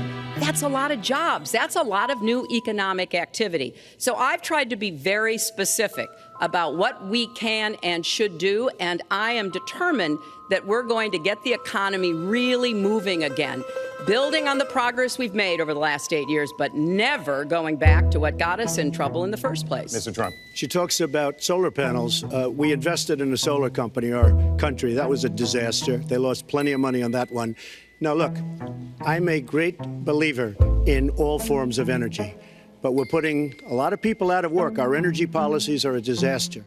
The carbon footprint is a hoax. I do not say that. And I think we have yet another case of epic hypocrisy from Donald Trump. This may in fact be historic hypocrisy. So The Hill explains here, Donald Trump, who has called climate change, quote, bullshit, is trying to build a seawall at one of his golf courses in Ireland to protect it from climate change. In a permit application filed by Trump International Golf Links Ireland, global warming and its effects is cited as the reason why protection from erosion is needed at the course in County Clare. According to the report, the course suffered major damage in a storm just days before Trump purchased it, with parts of it suffering nearly 30 feet of erosion. Trump International Golf Links Ireland also submitted an environmental impact statement accompanying the application that cited a study predicting a steady rate of erosion, but argued that the study underestimated the effects of climate change. So, not only is he like, hey, when it comes to business, not only do I believe in it, I think it's even underestimated. We also have his hilarious quotes. I mean, look at all the things he said about climate change. My favorite one is this, quote, "The concept of global warming was created by and for the Chinese in order to make U.S. manufacturing non-competitive." Global warming is a Chinese hoax? What a massive moron. What a massive moron. All these scientists all around the world, they all got together. I mean, so we all agree, right? We want U.S. competition to fall behind. We want U.S. manufacturing to fall behind that of China. Agreed? Agreed. We got to come up with some sort of hoax in order to make this happen. Let's say the world is warming, so the U.S. stops with certain kinds of manufacturing and China increases. There we have it. China takes over the world. We win. And I love how Trump always feigns anger at China. Meanwhile, he does so much business there. I mean, this guy fucking has his tide made there. There's a great segment of David Letterman talking to Trump, and he gets him started on China. Trump starts railing against China. And as he's talking, Letterman reaches under his desk, he pulls out a tie. He's like, "Is this one of your ties?" Like, "Oh, yep, that's one of my ties." He says, "Read what it says on the back to me." He goes, "Made in China." Oops. Well, I haven't been overly interested in it. You know, it's a hoax that's been built up way beyond proportion. I can say this, those files were run by the worst scum on earth. They were run by Comey, they were run by Garland, they were run by Biden. And by the way, I never went to the island, and Bill Clinton went there supposedly 28 times. I never went to the island, but Larry Summers, I hear, went there. He was the head of Harvard. And many other people that are very big people. Nobody ever talks about them. I never had the privilege of going to his island. You know, it's a hoax that's been built up way beyond proportion. I can say this, those files were run by the worst scum on earth. They were run by Comey, they were run by Garland, they were run by Biden. And by the way, I never went to the island, and Bill Clinton went there supposedly 28 times. I know it's a hoax. It's started by Democrats. It's been run by the Democrats for 4 years. You had Christopher Wray and these characters, and Comey before him. And it's a bad group. It started, actually, look at the Steele dossier that turned out to be a total hoax. The Florida man who cried fraud has voted by mail yet again. Local voting records show Trump requested his ballot in July for today's Florida Republican primary. He also voted by mail during a special election back in March. And it comes after months of his saying things like this.